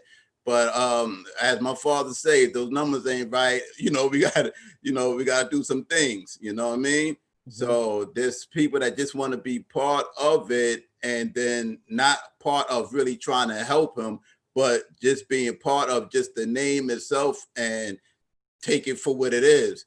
I want to make sure that this body of work reach out and help other people at the same time, help my father's relief and, just be an inspiration to people that try to, family structure, unity, whatever else is going on.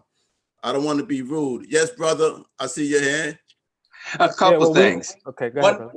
One, I think it's the most important thing that you found your father. It's never too late to find love. He loves you, you love him. And the hell with the past, you're going on for the future. Second thing, we honor your father because he's a martyr, served the people. He spent his life trying to bring the needs of the people. In this country, if you win the revolution, you're a hero. If you lose the revolution, you're a terrorist. And the winners write the records. The third thing, someone asked me, how can they get in touch with me? Well, I have a website. It's called Tolbert Small, The People's Doctor. Most of my poems, a lot of my history, my work with the Black Panther Party on the website.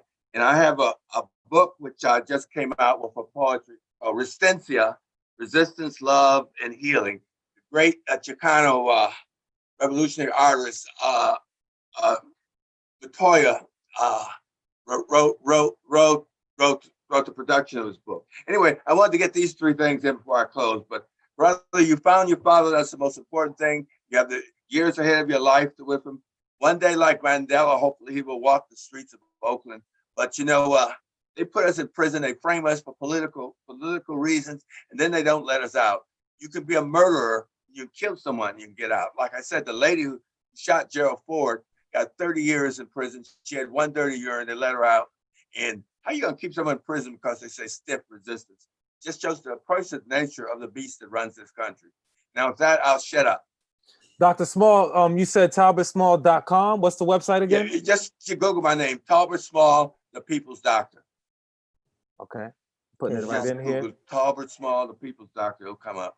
Gotcha. Just making sure that people get all that information, because I know sometimes it's a little too fast for people out there to catch that. That's my name, Talbert Small. Right, Talbert Small. Says the People's Doctor after.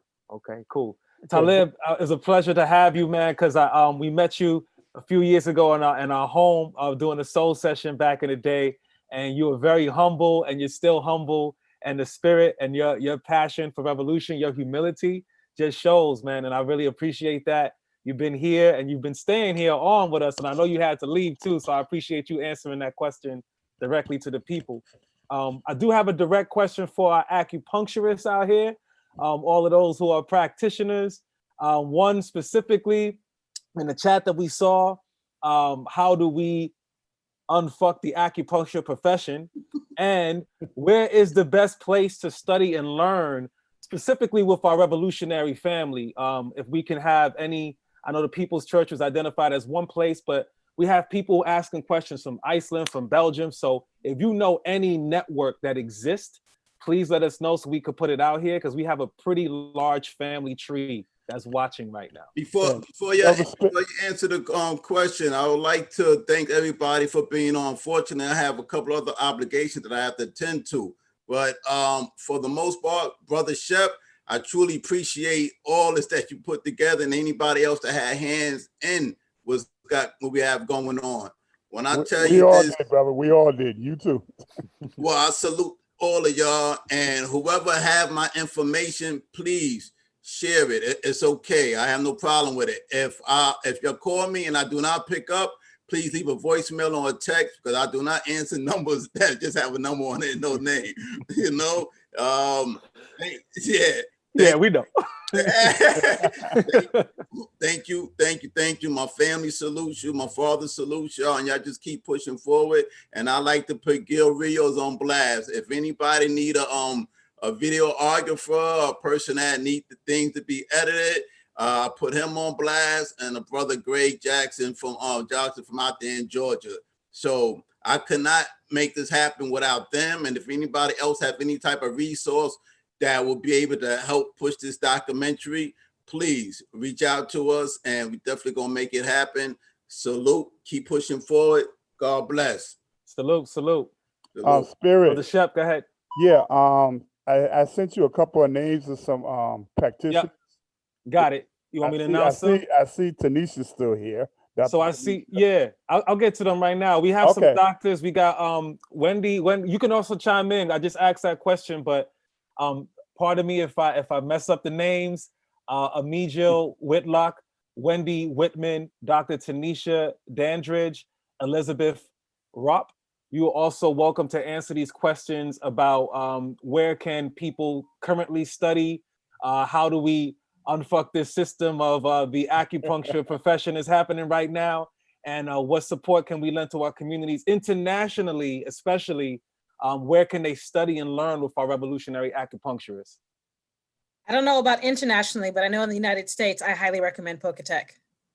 Okay. Make sure that people get out of school without debt. Pocatec, make sure that you know how to run a community acupuncture clinic in Pocatec. Pocatec is bomb. If Pocatec had been around when I was going to school in 2005, I would have gone to Pocatec. POCA Tech. POCA Tech. Pocatec is what I would recommend in the United States. And how can we unfuck the acupuncture profession? I don't know. I think we have That's to a big unfuck the stick, country and and that's the a lot world. of pulling. Was that Dr. Small? Was that you? I think we have to unfuck the country and the world. Right on. I can tell you that my contribution to unfucking the acupuncture society is that I have a co-founder of the Black Acupuncture Association, and we are working on getting our nonprofit status, and we are a nonprofit organization that's dedicated to uplifting the voices of African-American acupuncturists. One of our pet projects that is coming into fruition right now is that we have brown tape ear seeds. I just picked up our little inserts that are going to go in to our little private stash of ear seeds. They're brown, they're like dark brown, so that people can just have this and put a little ear seed in their life and keep on stepping, because the best thing that I can think to do is to make sure that the medicine is accessible and you're not stuck looking at stuff like this. So this is the kind of thing that we are working on right now at the Black Acupuncture Association. So yes, I went to Morgan with a lot of y'all. I'm finding out tiny, small world. And, I think if a lot of us just come together with these tiny little contributions all over, that slowly we'll begin to pull that stick out of places it doesn't need to be in. That's my 2 cents. Before we go on, Walter. One thing, can I add? I just wanted to acknowledge Walter Bosky. I see you getting up and down. Just give us a hello. I know you did a lot of work in this area too. Can you hear me? All right.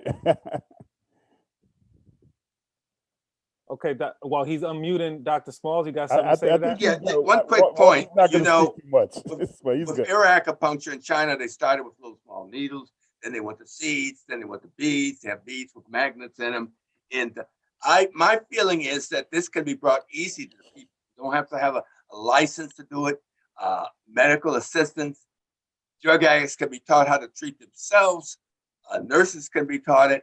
You're not dealing with needles, you're dealing with beads. They stimulate the beads, and you could use the 5 points that Mutulu did, but he didn't get credit for it. So I just wanted to add that point. If there are no more questions for me, I'm going to sign off. And may the people one day have power. Thank you so much. I'm pretty sure you can answer most of these questions that I asked, but if you have to leave, I understand. I don't have to leave. I just want to know. Okay, yeah, we do. We still have some. We're getting to the more to the acupuncture zone. If there's anyone else that want to add to that, Wendy, if you're still here, or any of the panelists that were speaking.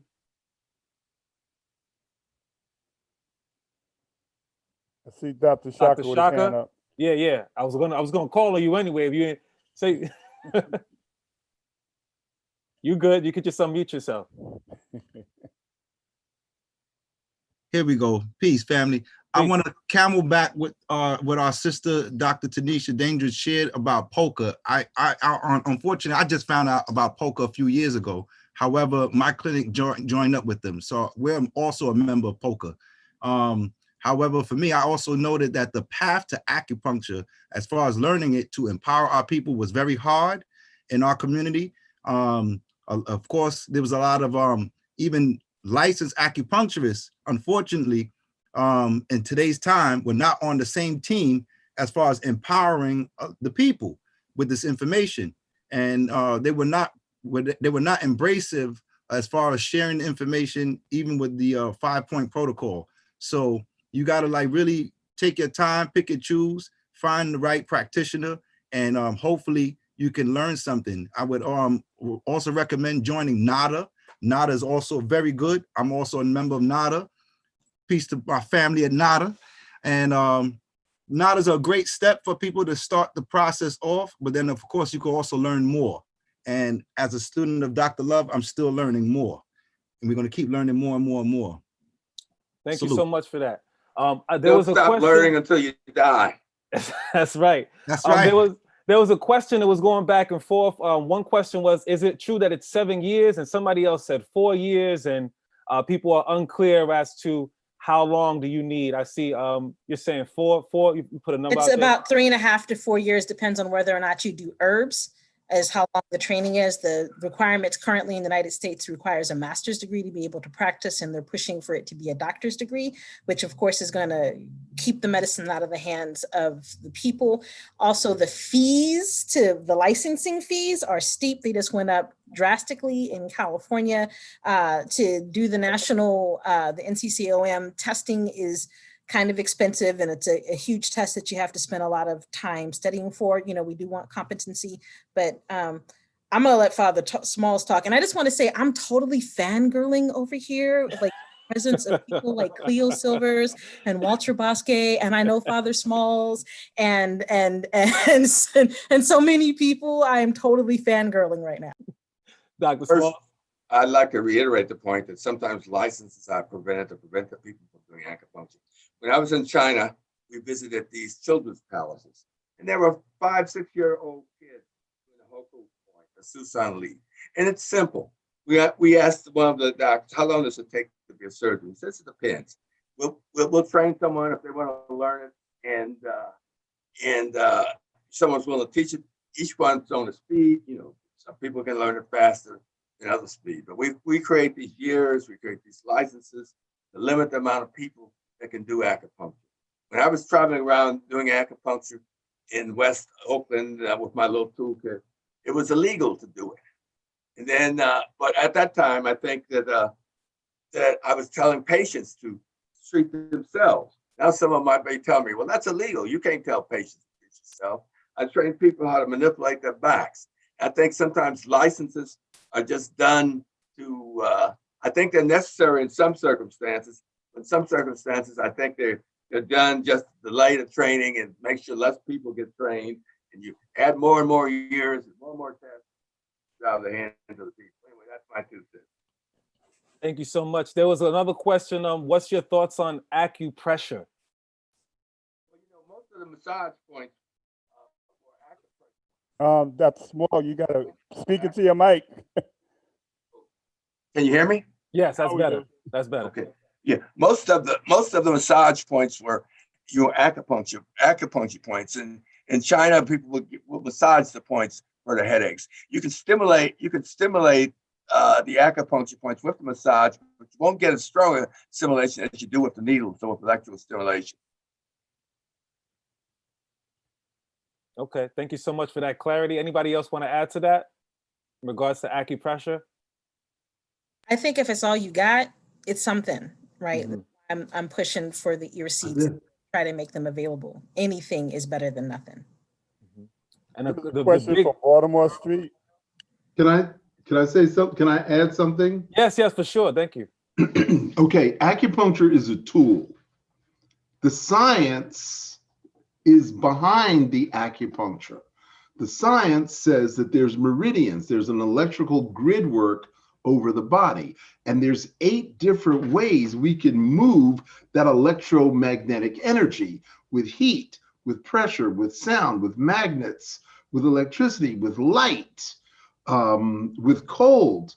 So there's with cupping or suction, with gua sha or scraping. In Japan, we take a pin and we scrape it. We don't actually insert it. We just scrape the skin. There are tools that we can use to stimulate the acupressure point, the acupuncture point with pressure. So there's 8 or 9 different ways we can stimulate the meridian without piercing the skin. And none of those require a license. So I have a complete 1-year training program, because that's the way we did it with the Barefoot Doctor program in China. It was 1 year.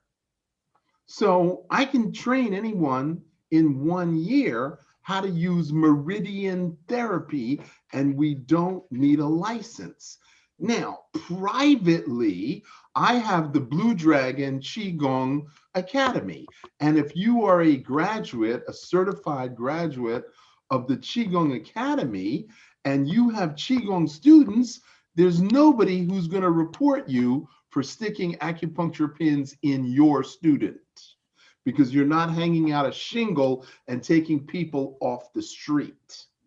So if you have if you have a religious organization like a Taoist church or a Buddhist church, and the members of the church belong to that church, then they can all receive acupuncture or any of the variations of traditional Chinese medicine within the confines of that church, because you're not doing fee for service.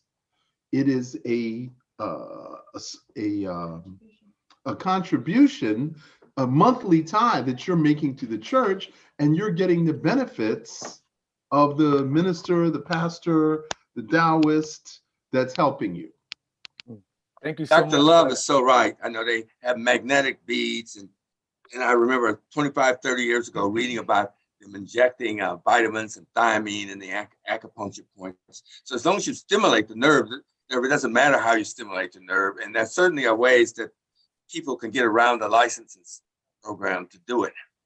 And I'm glad that he's training people to do that. Right on. And there was a question also about any opinions on safe injection sites. And the other question that I don't want to overlook about the money. People were asking in general, how much does it cost to go through these programs to be trained? So if y'all want to share some light on It's a capitalist country, so what do you expect? They charge the most they can get.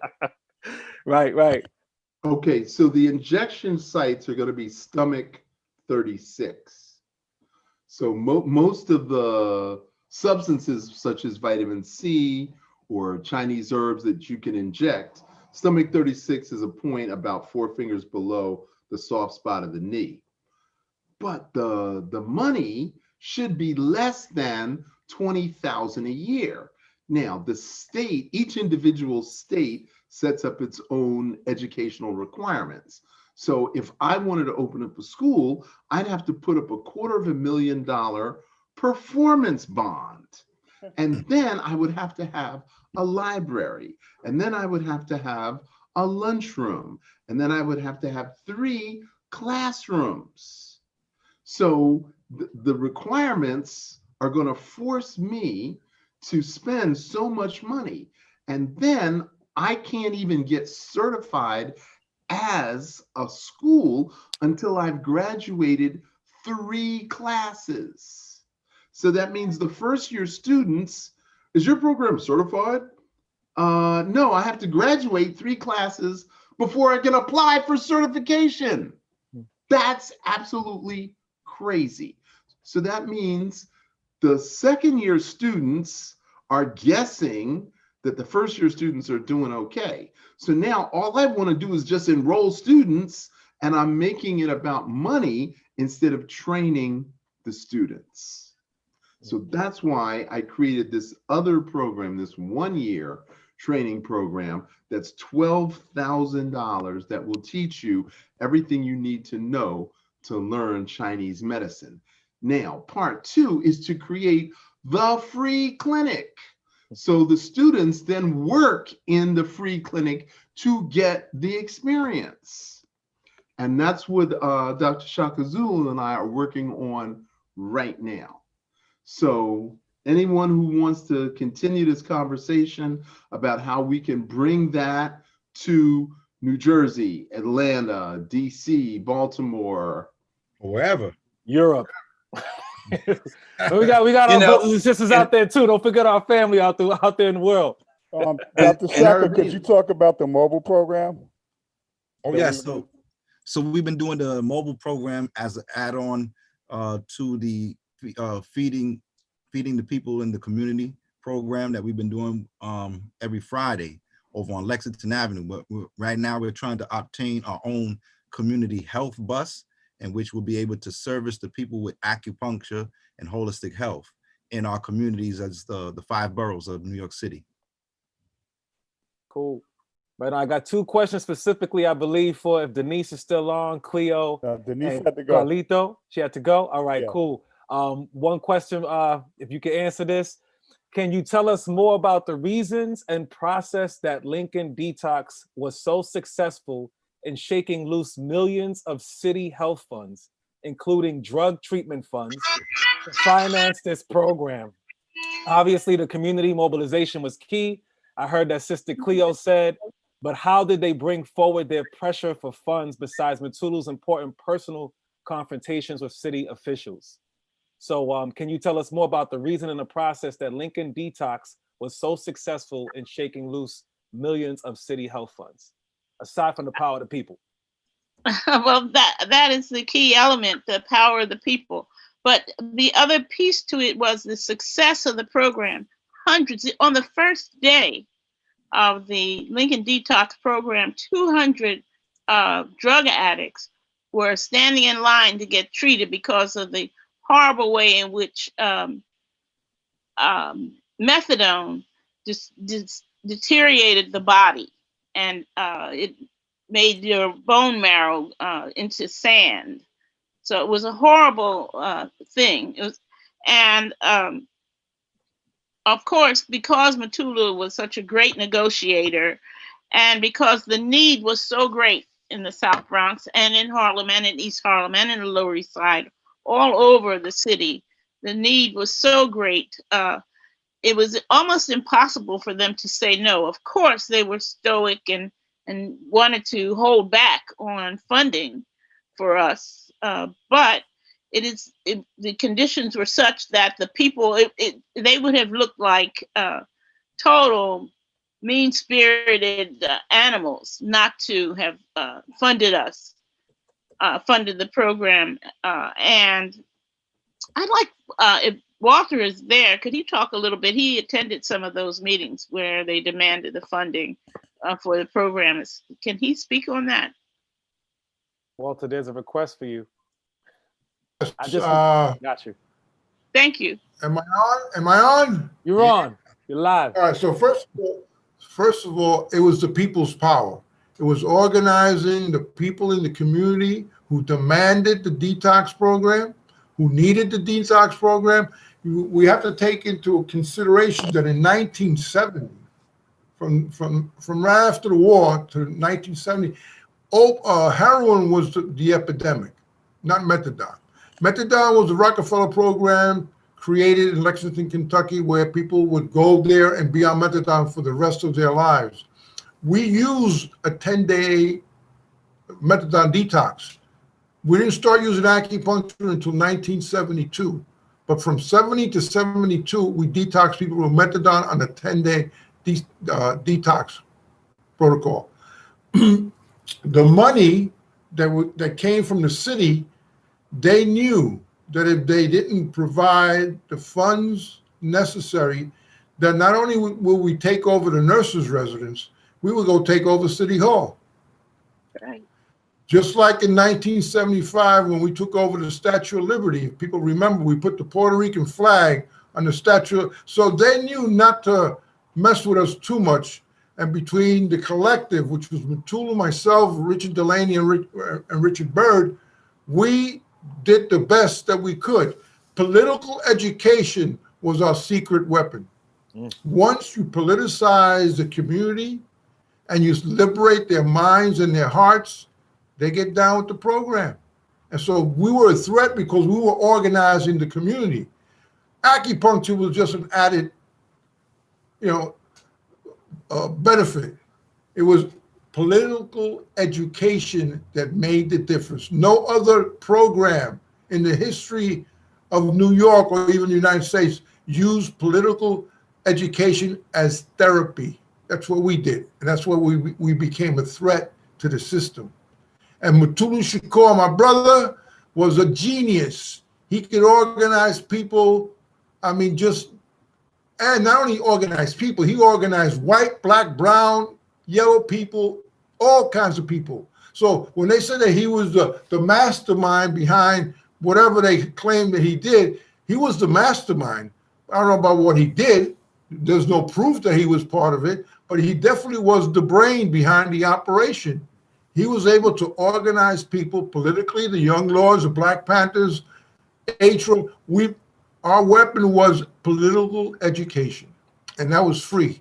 You can't say that enough, Walter. Political education, that's music to our revolutionary ears. All of our people who are in our liberation school are just lighting up when you say that. You can say that 100 times and we're going to love it, love it, love it. I don't know if you can see me, but I still have my red book. Yeah. We got one more question for you, Walter. If you could answer it, how can folks do more focused education about Lincoln Detox political healing model for current day acupuncturists and other integrative healers? That's a difficult question because we're talking about something that happened 50 years ago. So times have changed. But what I tell everyone, if you want to be healthy, you have to exercise. I got involved with acupuncture through Tai Chi. I went down to Chinatown and became part of the Tai Chi studio, Professor Chen Manching, who's a master down at that time. And I learned my Tai Chi form. And so when the acupuncture came around, I already understood the philosophy. And Mutulu and I were both into martial arts. So the fact about, do we need needles?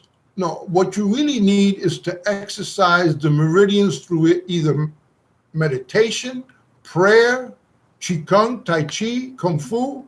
The idea is to move the Qi, however you want to do it. It gets to a point where you can do it just by your mind, but you got to start somewhere. So exercise is the number one place. If we look at the history of classical Chinese traditional medicine, it started with the martial arts, with the meditation. Before books were written, we had oral history. Before that, you had a master you went to, and he taught you the martial arts. And that's how people remain healthy. One more thing. The other part of that Chinese history is that it was only offered to the imperial classes. The working class or the peasants at the time did not have privilege to have doctors. They had to just live on the land. So one of the things that we wanted to do in the collective with Mutulu and I was to bring it to the people for free, because we knew that once it became popular, if you didn't have money, you weren't going to get any acupuncture. So that was the other goal that we pushed for, because once you could teach people how to do it, and you could do it for free, people are willing to learn. So I just want to shout out to Shaka, Cleo, I love you, and Denise, if she's still around, and Dr. Love, it's been a long time, and I love you too, brother.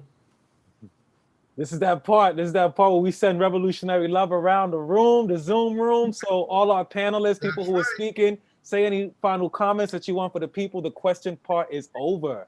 So yeah, please do. I've got one final comment. One, the politics concern who acupuncture serves, whether it's going to serve the people or someone's pocketbook.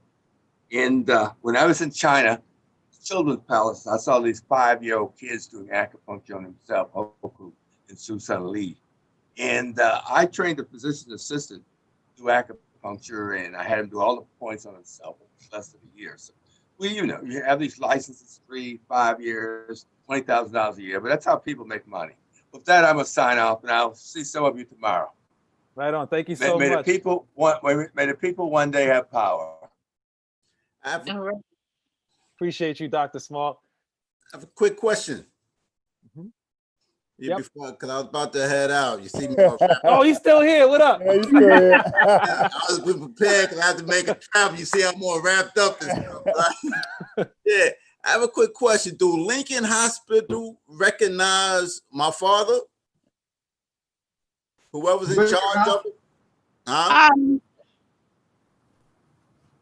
I don't know anybody that works there now, although it is your father who made the program what it is and who was a founding member of the Lincoln Detox and should be recognized for that. I don't know whose leadership. When Dr. Osborne was there, Dr. Shakur was recognized, but of course, Dr.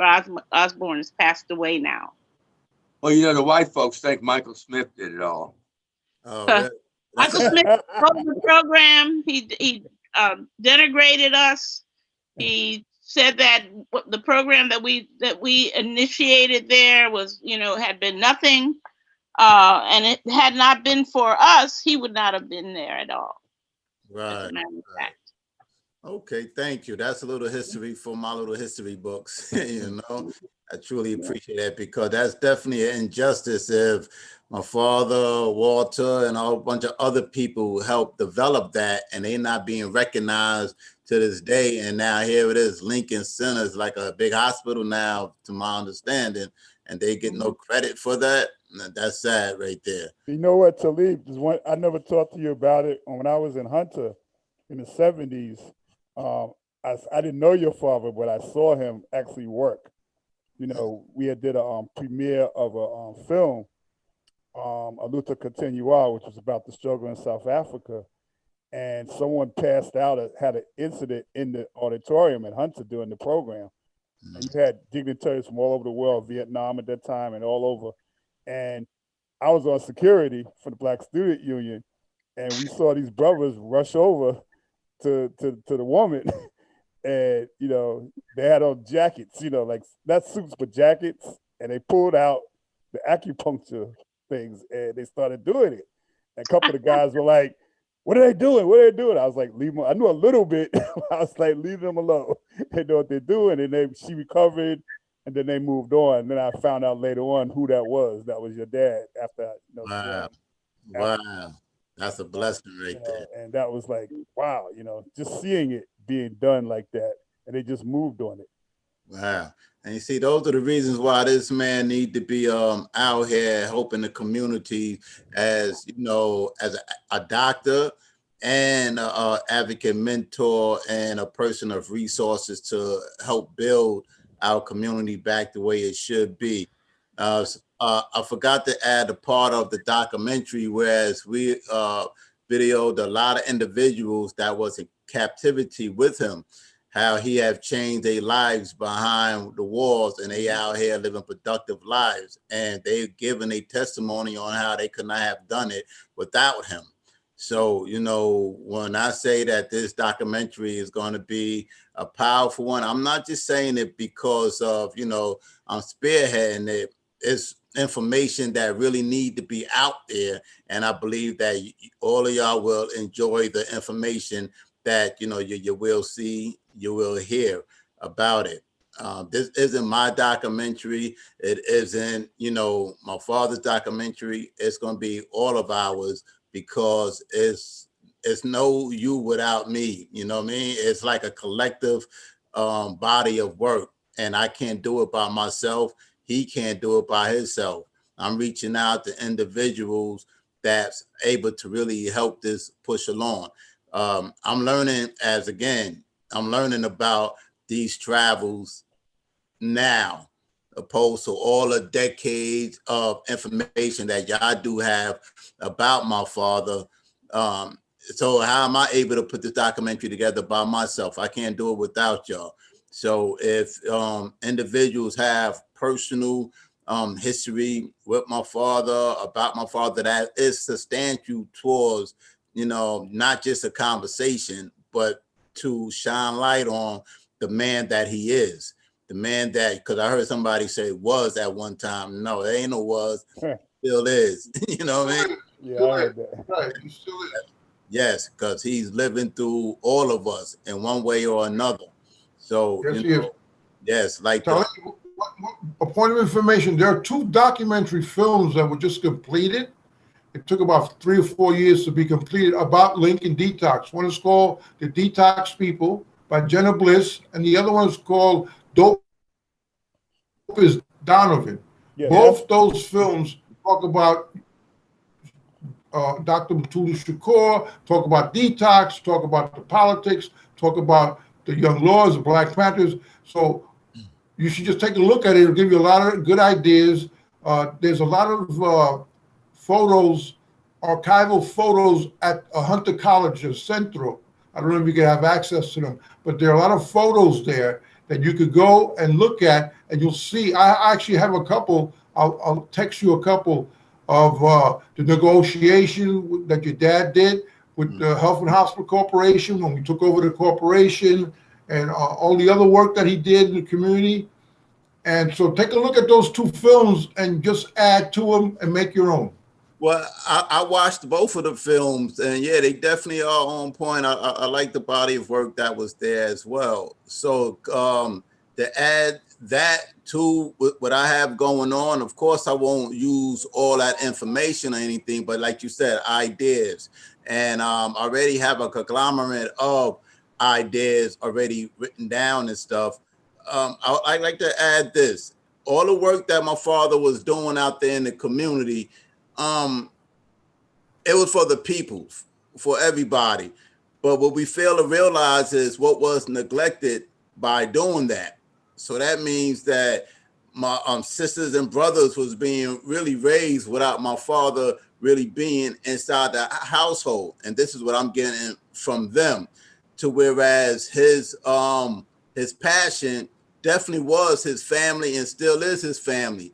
But it's not only an in-house family that, you know, his passion was for and is for. It's for the body of the people. So when my sister Cetra explains to me a lot of things on the past, present, you know, my heart goes out to her, my brother Mo Preem, and everybody else that's in the nucleus of the Shakur family, because a lot of sacrifice definitely was made for the betterment of the people. So, and that's one of the reasons why I'm titling the documentary Sacrifice. Sacrifice is because we was being sacrificed as he's giving up his sacrifice for the betterment of everybody, you know? So once again, appreciate everybody. I know I said I was out of here, but as I'm getting prepared for my next journey. Sorry, we like that too. Revolution is addictive, you know, so we ain't going nowhere. Yeah, because as I'm getting ready for where I have to go, I still have the computer on and I'm listening. And it's warming up my heart. I got my coat on and everything ready to head out. So I said, man, listen, I wish I could give all of y'all a hug real quick, you know? So to the fantastic artist that took care of that painting right there. Listen, buddy. Once again, I truly appreciate you, man. That painting is awesome. Carlos, his name is Carlos. Yeah. I know. You know what I'm talking about. Yeah, it's a private joke between him and I. Yes, but for anybody that didn't know, that's Carlos. Carlos, that painting is awesome. We truly appreciate it, and I can't wait to show my father it. All right, and the rest of the family. So with that, I have my coat on right now. I have my Are you ready for the door? You ready? Yeah. We appreciate you. We appreciate you. Yes, we are going to close out with that trailer. Yeah. Oh, okay. All right. Yeah, we'll close out with that trailer. Yeah, I got you, Brother Shep. All right. I just want to make sure that Cleo and who else we got that's still here has any last words. King, Dr. Shakur, Dr. Shaka. Sorry, it's Dr. Shaka Zulu. Dr. Love, if you have any last words. I'm Nankululeko. Peace. Peace, brothers. I just wanted to thank everybody. The work that you did is amazing. It's an honor for me to participate in this. And you just reinforced how important that the young people of that time that we were in making changes in the healthcare and particularly in the treatment of drug addiction, heroin addiction, and other drug addiction. So thank you again. Can I sum up real quick so I can do that other stuff? Yeah. Yeah. One of the things that you go into a hospital, you see that patient's bill of rights, that came from us.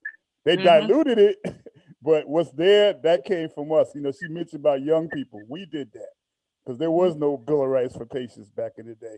That's why with Denise, they were killing us when you went to the hospital. So that's something to put in. And last thing I want to say is the People's Survival Program, which basically responsible to all, it's a coalition of different organizations and individuals, and we do a lot of different work. You can get in touch with us. I'll put my email in the chat. I know Brother Jeff is still online. We have a farm that we do upstate. You know, matter of fact, Jeff, I want to hook you up with Denise because she actually lives on a farm. And that whole thing with food is related to health, you know, healthy food. I think Dr. Shaka Zulu talked about the stupid markets. Yeah, you know, all those things are related. The exercise that Walter was talking about, all, we're going to do martial arts in that church, in the people's church, dance. There's a lot of things that we're going to bring to the forefront through the People's Survival Program. And our website will be back up again soon. And you'll see what we did when Katrina came. We were the first on the ground. We fed the people, provided supplies, in Red Hook and Coney Island, and all those areas that got hit before FEMA came. We were there. So there's a lot that we want to do, including training people how to deal with the pigs, and community control over all the institutions. All power to people, free all political prisoners, free Mutulu Shakur. Right. Yes, let me say one more thing. Can I say one more thing? Go ahead, brother. I just want to make a shout out to Bob Lederer, who's been a great supporter of the movement for decades. He's been behind us, has supported us for 30, 40 years. And all the other white radicals like Richard Taft, Dr. Levin, Dr. Osborne, these were all part of the Doctors Collective, which were at that time just middle-class white boys that came into the ghetto to do their apprenticeship. And they were doing their internship, but they supported us from day one. Not all of them, but there was a collective of them that gave us money, that loaned us their cars, that paid our rent. So a shout out to those brothers who did. Alan Berkman, Barbara Zella's husband, her daughter. I mean, all these people, Jennifer Dawn. There were a lot of great radical revolutionaries of all colors, and we got to make a shout out to all of them because united we stand. And that's the only way we're going to get over. Bob, you want to say some words? I see you still here. You want to say something to that?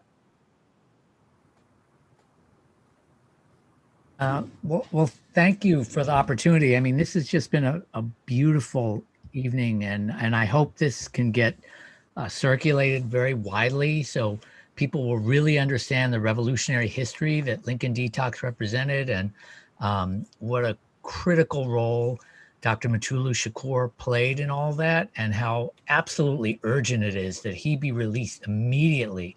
I mean, on top of crime upon crime that's been done against him, now for him to be struggling so hard to hang on to his own life in the face of cancer, and yet still they won't let him go. We all have to do whatever we can to make sure he's free. So thank you all again. Fantastic work. And we have who just came in. I know we got you still, Dr. Shakur. We got Nan Kukuleko, who was a midwife under the tutelage of Dr. Mutulu Shakur. She wanted to say a word or two. You can come off mute now. Knock away? No, this is Nan Kukuleko. I used to work with Knockaway and Williawana. And Trinidad. Knockaway and Williawana were my midwives, and under the tutelage of them, as well as Dr. Mutulu Shakur, I just wanted to give thanks to the respect and homage that Dr. Mutulu Shakur had for women and for the power of the uterus, for the power of women. I was a 1993 recipient of the award that he had rendered to the three midwives, Knockaway, myself, and Hyoma.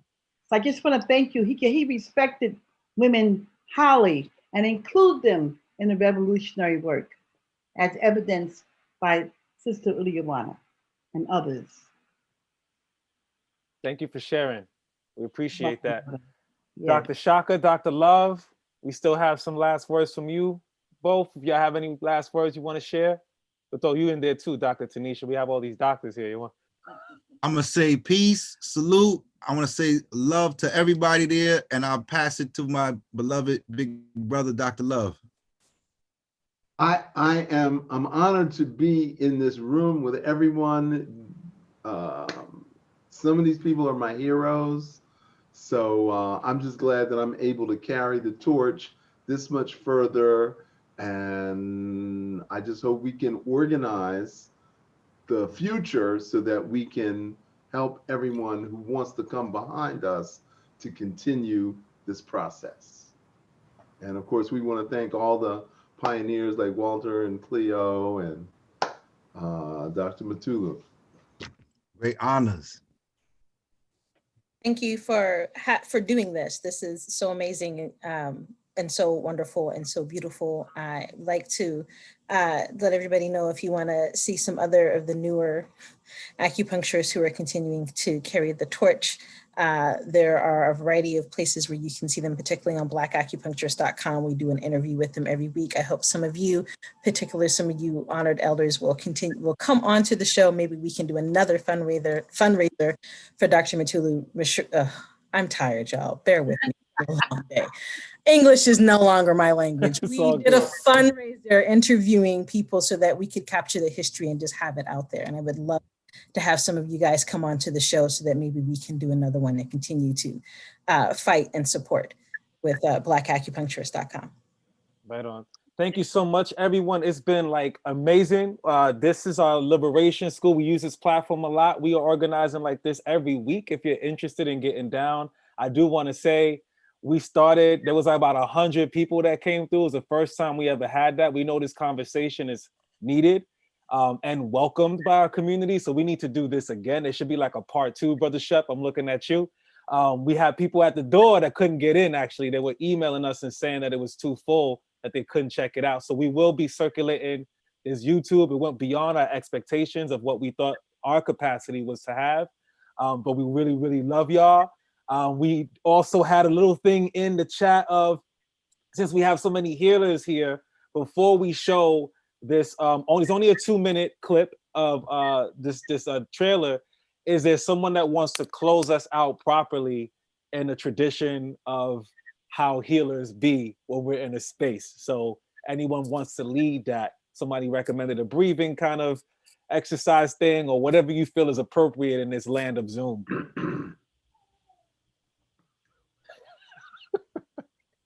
Grab your ears, since we're talking about Father Mutulu. Ah, yes. Grab our ears and take some deep breaths. There it is. Thank you, sister.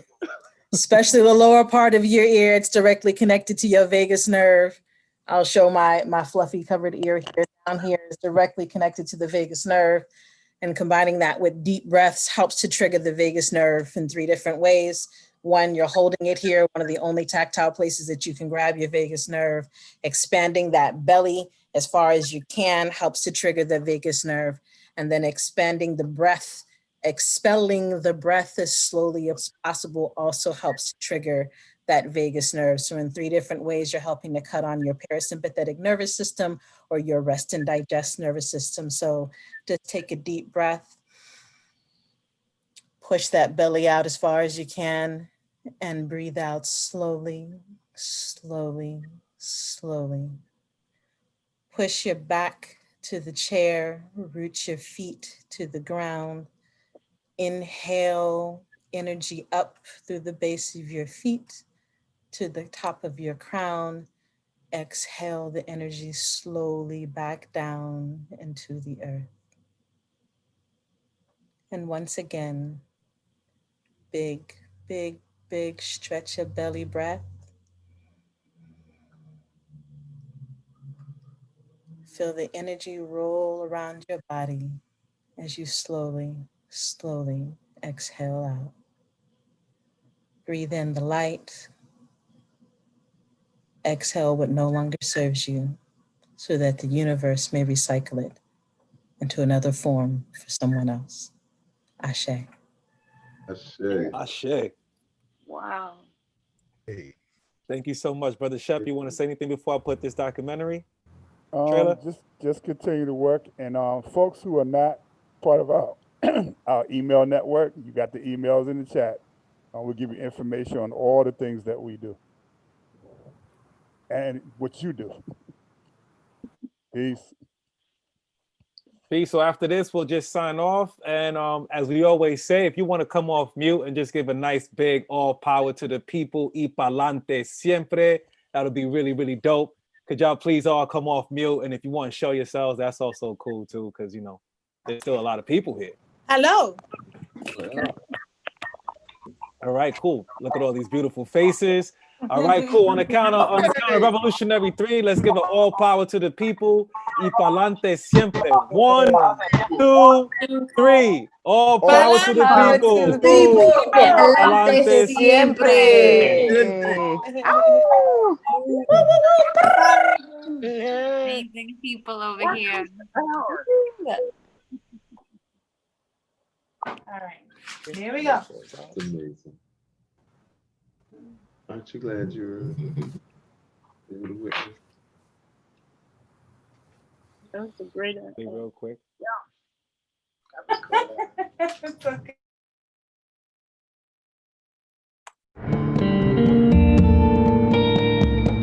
Growing up in the South Bronx, when the heroin epidemic really hit strong, I got used to seeing the addicts. At one point, there were 100,000 addicts in New York. So I wanted to do something.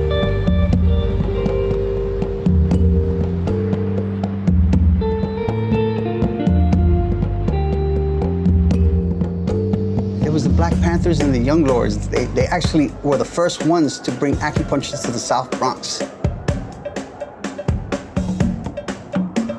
They tried the acupuncture and they saw that it did take the edge off. And so they kept on coming every single day. Corporate doctors at that time saw everything that we were doing as a threat. And we got the people who we detox and the community involved in political work. So they all became activists. So we became an issue in the South Bronx and a threat to the establishment. Trying to tell you. We were calling for free quality health care for all. That was the bottom line for all of this. I think it's important to realize that the pioneers are always the ones targeted as the fools and the naysayers and all the rest. 7 people from the radical underground were indicted. We were living in a revolutionary period.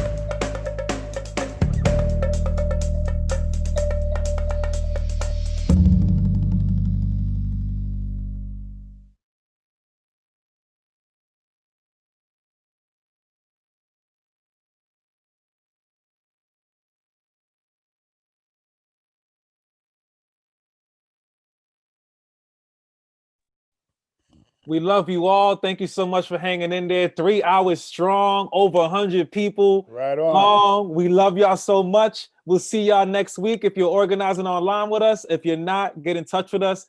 People's Survival Program, People's Church. There's so many ways to organize, ride. Peace and revolutionary love to you all. Thank you, party people. Right on.